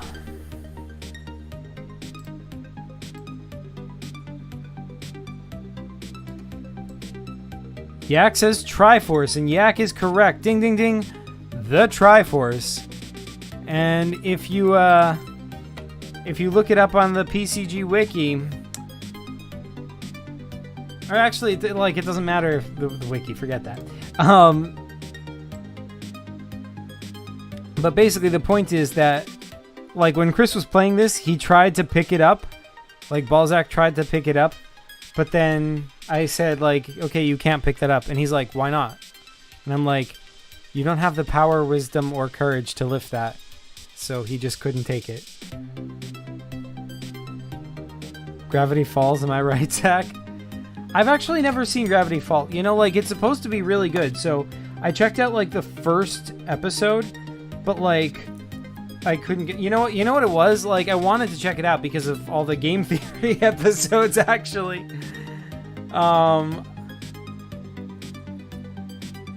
And Starry says, I see the reference. There's a spider, which is a reference to the Itsy Bitsy Spider. Genius.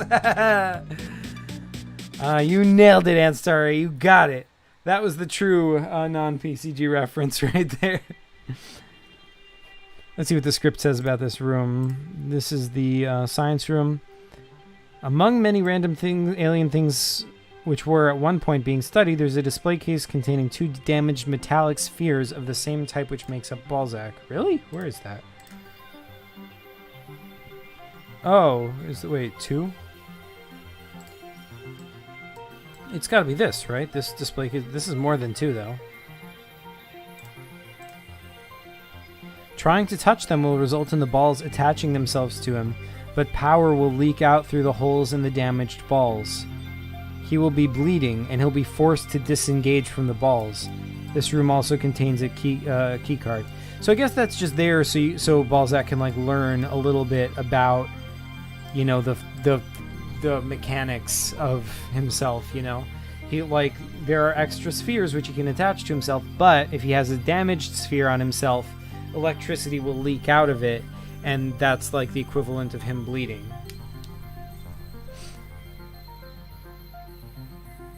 Yo, Zach, I'm gonna cube now. I can't type in chat, but we'll still watch. Alright, sweet, thanks, dude. Enjoy cubing.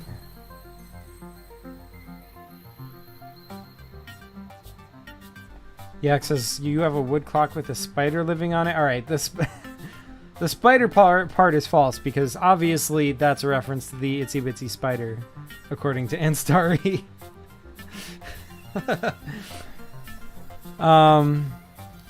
Alright. So then, once you solve the puzzle on this ship,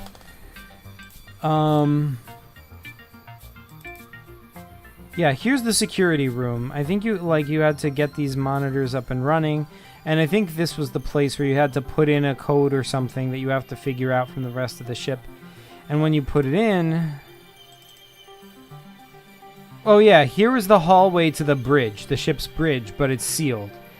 You can't... By the way, I think this is the wiki image of Balzak. Which is bad. It shouldn't be. This is like him from behind, and it's kind of weird, and I don't know. Why is this the wiki image of Balzak? But anyway, it is nonetheless. And Story says, my personal shortest time to swallow a pencil whole is 24 hours. What is yours, Zach? A lot longer than that, Anstarry. A lot longer than that. Yak says Balzak is abstinence until he dies. Wait, he is abstinence? Like, he's literally the concept of abstinence? Anyway, so once you get through this door, you have to unlock it through the other rooms. On the other side, you find... Oh no! This ship is not abandoned after all! Dun dun dun! It's this guy, and he's like... And like, you're like, oh, sorry, I thought this ship was abandoned. He's like, you! And he is an alien who's been living here by himself ever since, you know, his ship was attacked and his crew was massacred. And he attacks Balzak, but he's pretty weak, so there's not much he can do. He's old and tired, this alien dude.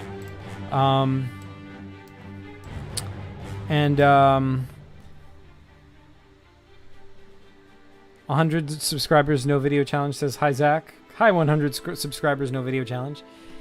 Anyway, so, yeah. Like, this guy is weak, but he's still... get away, you monster! And Balzak is like, what? What'd I do? I'm just an explorer. Listen, I'm not doing anything, dude. But it turns out that the reason that this guy's ship was attacked, well, not the reason, but this guy's ship, this abandoned alien ship, was attacked and its crew was massacred and killed. Yeah, hey, 100 subscribers, what's going on? Anyway, yeah, his crew was massacred and killed by creatures that look exactly like Balzak Globotron. And seriously, hey, 100 subscribers, no video challenge. I'm trying to get to 1 million subs without any videos. But it's too late. You already have videos, Anstarry. It doesn't count. You're disqualified. I mean, I'm sure you would have done it, but...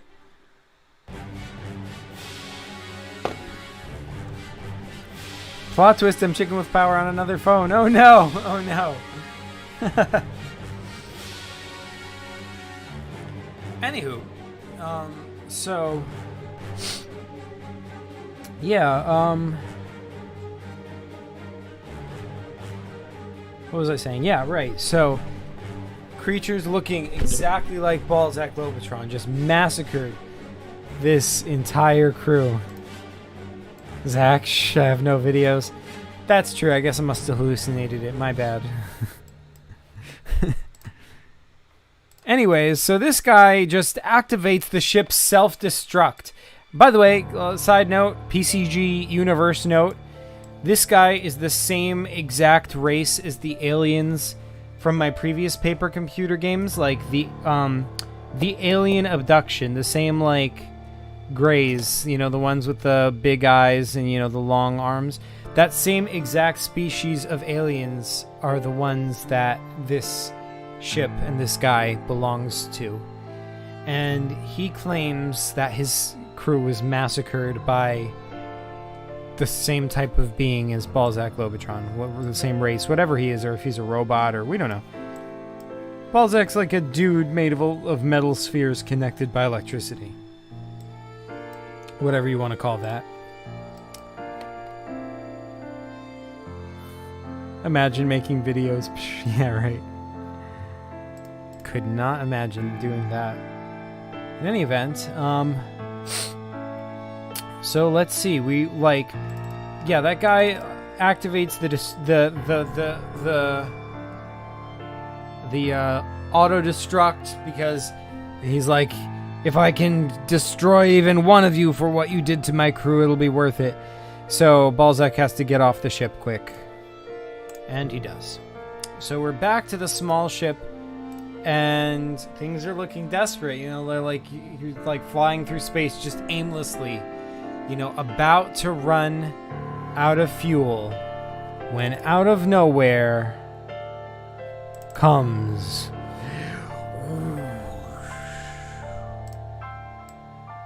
this. Here is Balzak's little ship just kind of sputtering through space. And then whoosh, this massive thing comes upon it. And this ship takes Balzak aboard. Oh, hey, Dude Tune Paper, how's it going?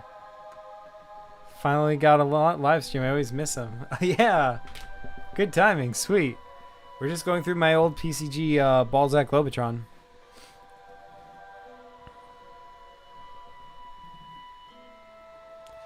Anywho, so yeah, you get taken aboard this ship, and like, as you can tell, this is a massive starship, and inside of it, we can meet these folks. Ta-da! Here's Balzak, and he's meeting these guys. These are the crew of this ship, and they're like, "Oh, what are you? What are you?" But they're scavengers. They're basically scavengers from a mishmash of different planets across, you know, the Mezdora corridor of space, which they tell you we are in the Mezdora corridor of space, in case that wasn't clear. That is where we are.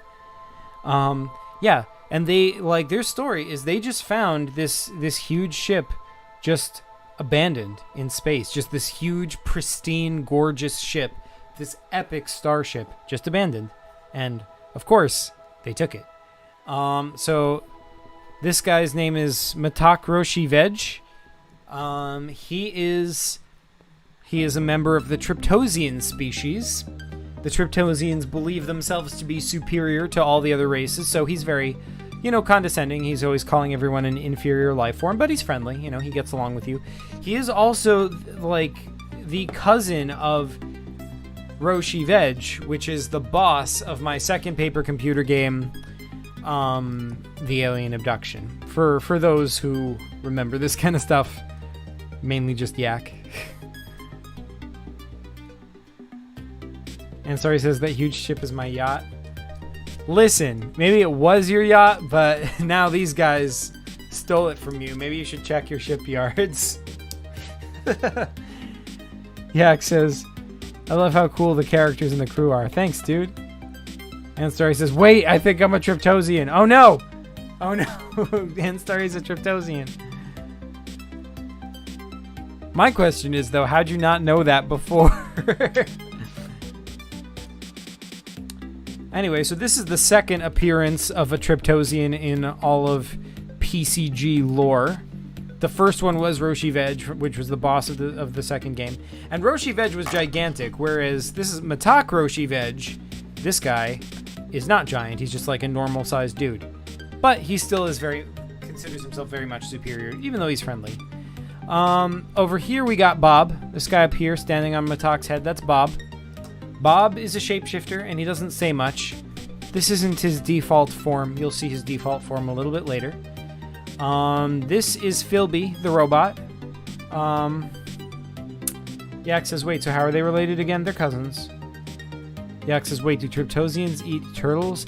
Well, see, like, turtles are an earth animal, and Triptosians are from the planet Shirek. So, probably not. I don't know. We've never put that to the test. Maybe in a future PCG we'll find out. This guy right over here is Johnson. Johnson is the engineer, right? He's a very talented engineer, and that's to see, like, he has all these arms, which are really handy for engineering, right? Like, with a lot of arms, you could, like, press a lot of buttons and, like, be on top of a lot of stuff at once, right? The downside is, sadly, his arms are all disabled, so he can't use them. So instead, to be an engineer, he has to peck at buttons with his nose. So that is the tragic affliction with which Johnson finds himself, but he nonetheless has a fulfilling existence, pecking buttons with his nose and being the engineer for this starship, which is pretty cool. He is also very good with his feet. He can, like, he has some pretty good acrobatic talent, with his feet jumping off of stuff. So yeah, these guys tell you, you're welcome to hang out with them or whatever if you like, whatever. Also, yeah, I forgot to mention, Matak is the science officer. He is the scientist on the ship. I say science officer, but these are just a bunch of random people who just teamed up and found a ship. So there's no officers. They're not part of a military or anything. This isn't that much like Star Trek, but he is the science dude on the ship. He mans the science station. And Philby the robot is the like security / tactical robot. He, like, when something needs to be shot at outside of the ship, he shoots at the thing by using the ship's weapons, obviously. Yak says, I love how his arms are disabled, but they're all in positions that would require the use of arm muscles. Yeah, I know, right? It's just a really awkward, like, his arms were just frozen in that position, and it's just really awkward. He's like, man, like, couldn't they have just been down when they were disabled? But no, they're just frozen like this. Anywho, so yeah, now that's the other thing I have to tell you about these guys, specifically Johnson. In addition to all this stuff,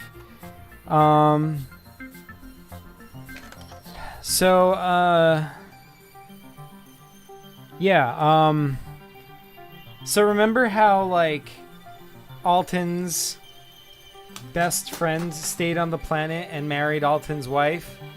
This is that guy. This is Alton's best friend or former best friend or whatever. Johnson. That's who he was talking about. This guy right over here. So, yeah. In any event, yeah. So then we get to explore the ship. The ship's got some hallways, because of course it does. We've got some doors on either side. One of those doors leads to the crew quarters. And we've got, like, the cabins of all the different characters. Some of these come later. Matak, Philby the Robot, Johnson. Then we have, by the way, here's the shuttle bay. Here's the room we were actually in, that we started in. So this is your ship that you got from, the alien ship from before. Here's the door into outer space. Anyway, so yeah, the crew quarters, right? So here is Matak's cabin. See, like, Matak, pardon me, is like... See, Triptosians are an aquatic species, so Matak requires regular hydration. Luckily, the ship provides for that, so there are sprinklers on the ceiling, and he, in his quarters, he does, he is constantly wet in his quarters, and he's got, like, a rock to climb up onto or whatever. And over here, he's got, like, I don't know, it's like a statue of some other Triptosian dude that he admires. It's probably Gurgis the Great, but I don't remember. Wait, does the script say anything about that? Let's find out. Matak's cabin. There's a sculpture made by Matak of one of his race eating humans. That's what it was.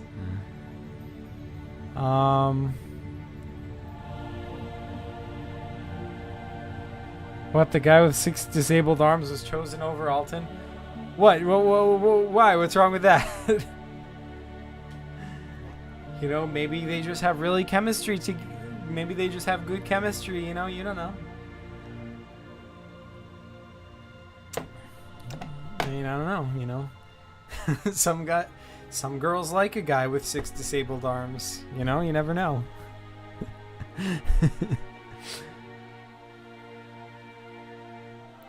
This is the robot. When things need shoot, he shoot things. Accurate. Yeah, and then when you walk into Matak's cabin, Matak says, "Ah, welcome. I always enjoy showing inferior creatures the glory that is my habitat." Good old Matak. Good old Matak. Can always rely on Matak. So then, let's see what we got here. Is that the only cabin? We got Balzak's cabin, which is just empty. See, like, the idea with this was that you can decorate it however you want because it's your cabin. But then, like, when Chris was actually playing this, he just didn't. Because, like, this is really my fault. This is inefficient game design on my end. Like, the inside of this ship, like, you can go into it anytime you want, but after you initially explore it, there's really no reason to go back to the inside of the ship and do stuff with it, like decorate your cabin. But, I mean, you can. Nothing's stopping you from decorating the cabin if you ever play Balzak Globotron.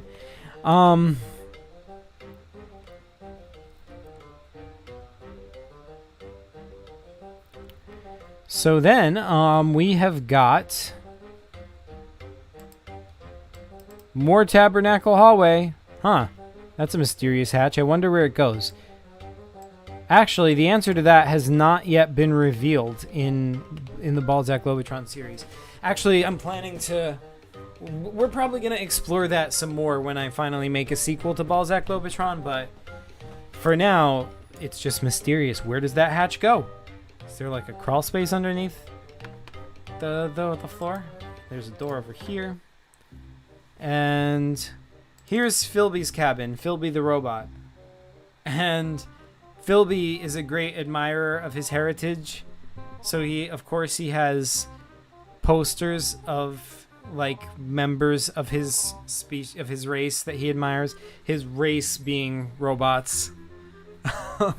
So like, yeah, like over here we've got, you know, obviously these are. I think these are mostly non-PCG references. Over here, this is Johnny 5. Yaxis, is that Killbot? Actually, no. That's Deathbot. Similar, but not exactly the same. It's from one of Kurt's sketches, who created Killbot. So I guess it's probably like a modified form of Killbot or something.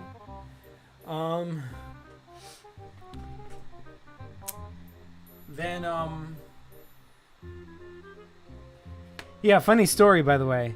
One time, there were like, Kurt had a friend and he showed his friend the PCG wiki. This was back in the days before the YouTube existed.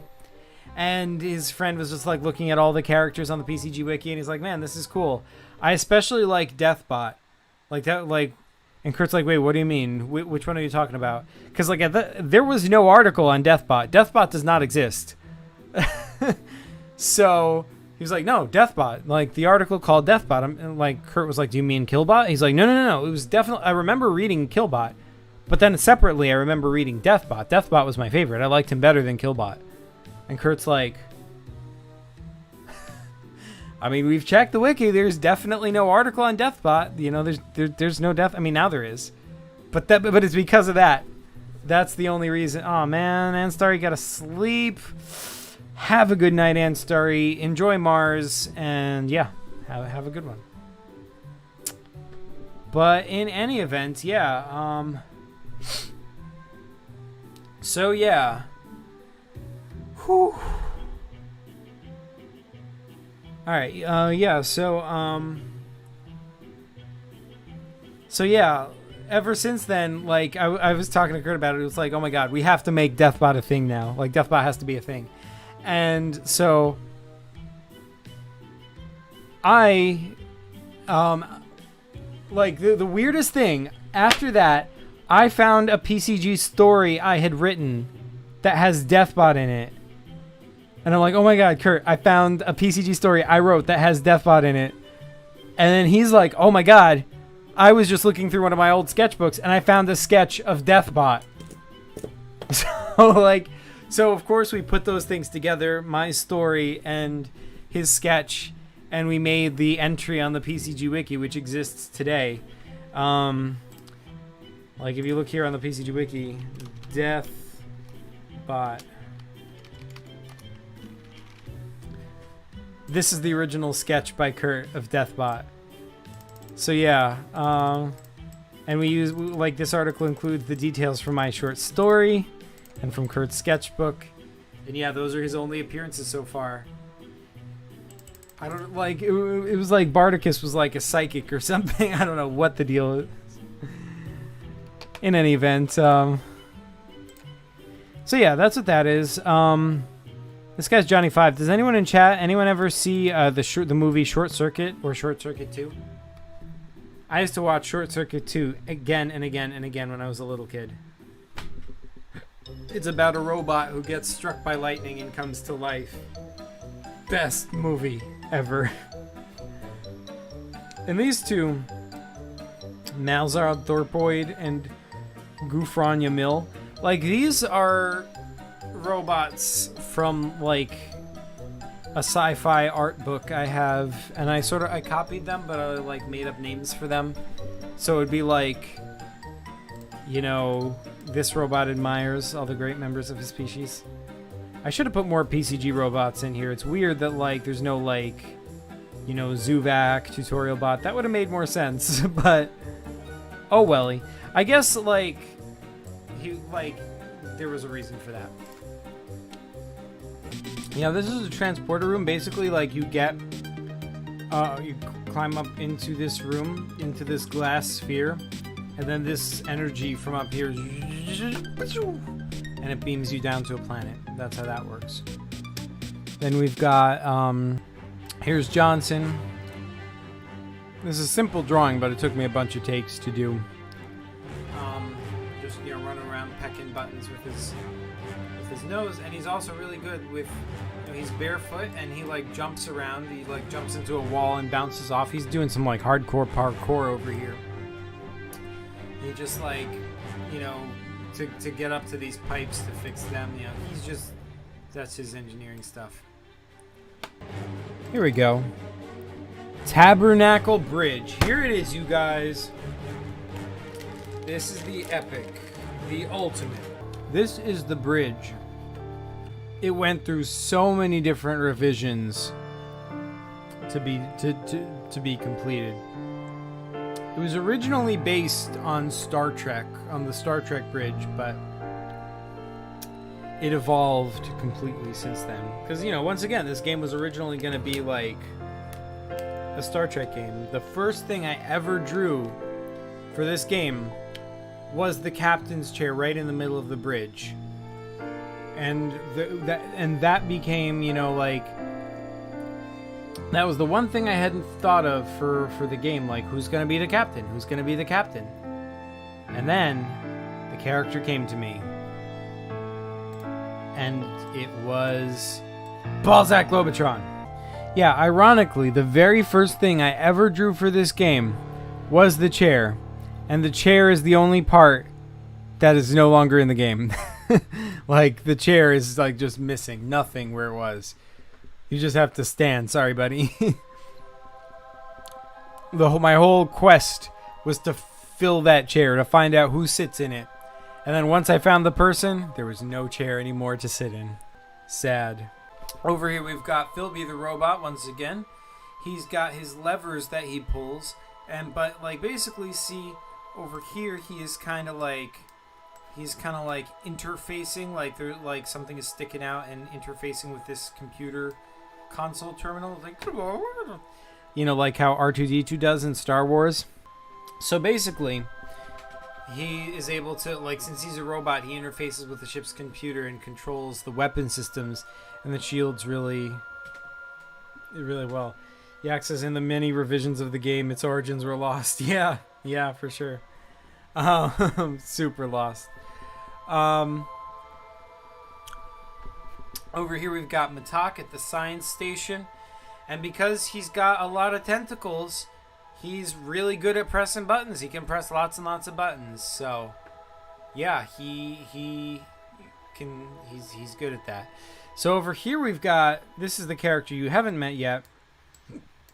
This is Chennai Dudux. Chennai Dudux. Now, for those in the know, which is probably none of you, for those in the know, Chennai Dudux was actually a character from a previous paper computer game. Anybody know what game that is? Nah, of course you don't. He was from the game I showed off in the other stream, The Ancient Secret Under Shri. The game where you play as Ari. You meet this guy and you save him from captivity. He was one of the last Zerelta people. He was in captivity by the Kroden, and Ari has to rescue him. And he did, but then, like, this guy Chennai Dudux, he worked with Ari for that whole game, and then he parted ways with Ari. So, like, Yak says, I actually don't remember Chennai. Yeah, I figured you wouldn't. In any event, this is after that. I mean, he really doesn't matter, so that's probably why you don't remember him. Like, he's really just wasn't important to that game at all. But in any event, sometime after that, he found his way onto this ship, so that's where he is. He's still in tattered clothes for some reason, because he just escaped from the Kroden, and he escaped into space, I guess. And that's when he met up with, you know, these people aboard this ship. Up here we've got Bob. See, like, Bob is just on this platform, which is hanging from the ceiling from chains. And remember before we met Bob in his other form, he's a shapeshifter. When we met Bob, he looked like this little guy, that was Bob. You see? But now, like,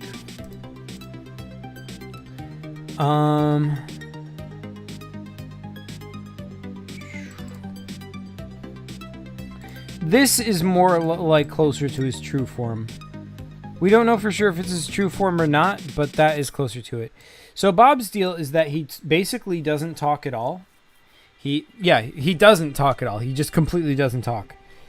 And he does something, but we don't know what it is. He's just kind of up there like,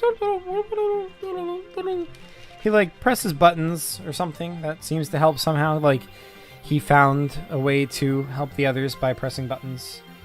Matak thinks of him like, according to Matak, he's sort of like vermin that like infest the ship, but it's not worth killing him. Whatever, it's kind of like you come onto an old abandoned ship and there might be a rat scurrying around, kind of like that. That's how, that's what Bob is supposed to be. But he is sentient because he like presses buttons and it does help. But no one completely knows exactly what it is that he's doing. But whenever he's not at his station, things don't run as smoothly for whatever reason. So they keep him around.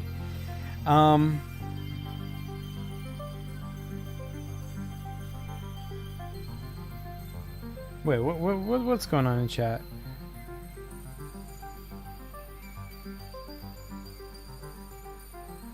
What's happening? So many timeouts? Oh yeah. Matak, the resident button presser. Yeah, for sure. Oh, I read that. Dravenbush Tingoshi says, I hate paper games. Alright. Oh yeah, that guy. Same bro. Absolute garbage. Only losers make paper games. Psh, who makes paper games anymore? Dravenbush says, I make real games. Yak says, not me. Chicken says, yo guys, stop hating. Yak says, sounds epic, but can you Zuvac though? Oh yeah, I was always so confused about Bob. Yeah. It is mysterious, isn't he? Yak says, isn't he connected to the ship or something? Well, I don't know. For now, that is kind of mysterious. We might find out more later in the game, but up till this point, we don't really know much about him. Chicken says, we're being like paper computer game haters, but for paper games, guys. Zach, what's your email for PDF? I wrote it in the chat. It's xaqimorp209@gmail.com. Yeah, because I'm just kidding. Paper games are epic.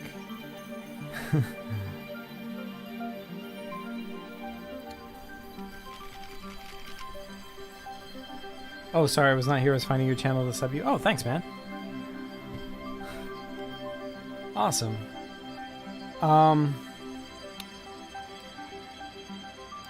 So, in any, let me write it in chat for you again.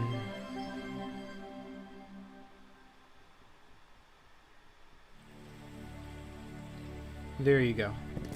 In any event, so Balzak is just kind of like befriending these crew, like we're just buddies, we're just hanging out on this ship, and like Balzak's like, hey, I want to find out where I came from, and they're like, all right, yeah, sure, yeah, let's why don't you hang out with us? Maybe you'll find some clues. We go all over the place, so maybe you'll find something out. And Balzak's like, all right. I do also want to get back to the space station with Alton, and they're like, okay, so where's that? And he's like, I don't know.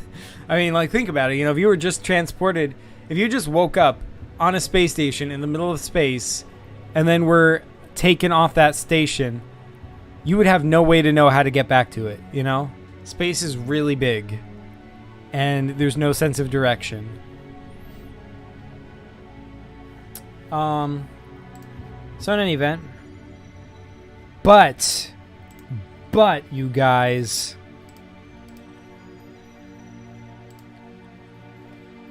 by the way, who's still here? I have 5 viewers still, but is Salman still here? Is I know Anstari left. I'm just curious. It doesn't matter. And it does matter. It's, obviously. But you know, it's also fine. In any event.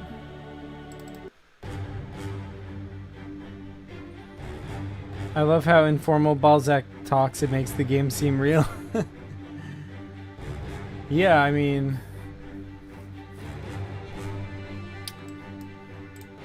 yeah, I don't know. And I get a little, like, that's just, that is also just how I summarize things. Like, you know... And then the Emperor of France went over and in a negotiation with Spain said, "Yo, dude, can we work something out?" Like... that is just my thing. But yeah, Balzak did speak pretty informal. I mean, it was Chris playing as him, so you can imagine. You can imagine. Oh, Salmon's still here. Hey, you're just working on stuff. Sweet, dude.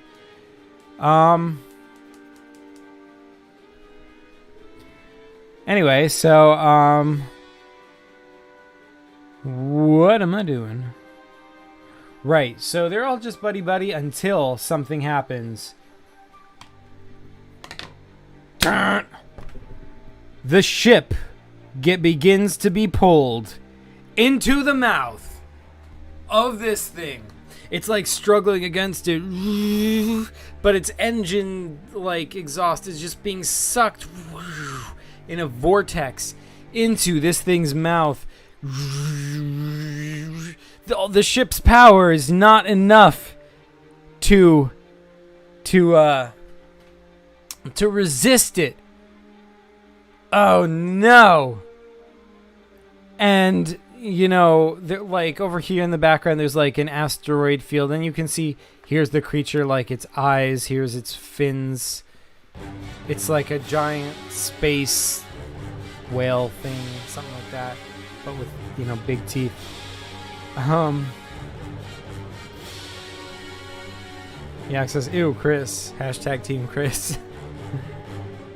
And yeah, you might notice there's like space parasites in the walls of his mouth. Like they're just here to, like, whenever this giant dude like eats something, these guys might get a few scraps or whatever. And one of the parasites is just like randomly a cow. Look, it's, you know, it's just a cow. And there's just like a random alien thing, but yeah. There's a cow sticking out the side of his mouth. That's actually a nod to Zelda Ocarina of Time, specifically the Master Quest. Because if you play Ocarina of Time Master Quest, like, if you go inside Lord Jabu Jabu's belly, there's cows sticking out the side, out of the walls. Like, there's like just cows in his mouth for some reason. So yeah, I thought that was cool. So yeah, reference to that. Also, this ship that is embedded in here, that was a reference to something, and I'm not sure what, because it looks kind of like a generic rocket ship lodged in here. Let me see if the script has anything to say about that. If that can remind me what that was.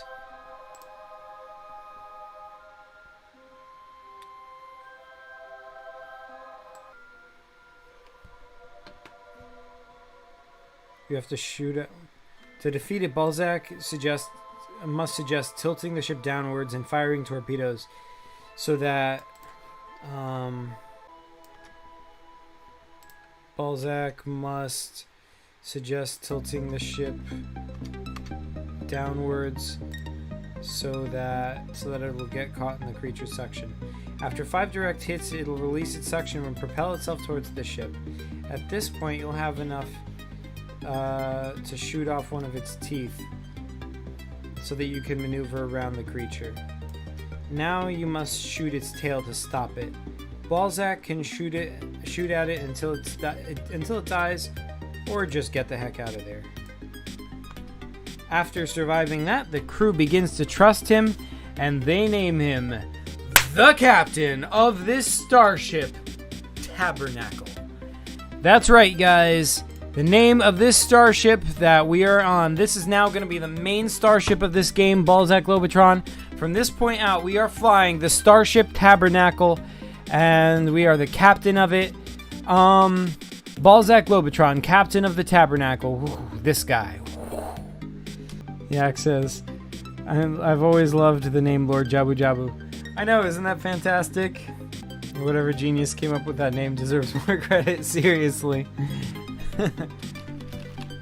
In any event, so that is the ship.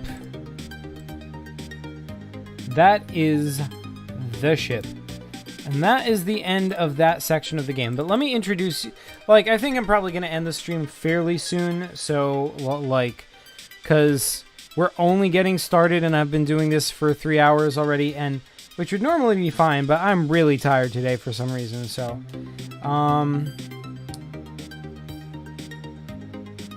so that's how he became the captain. That was a little too quick, though, not gonna lie. Yeah, I know. But, like,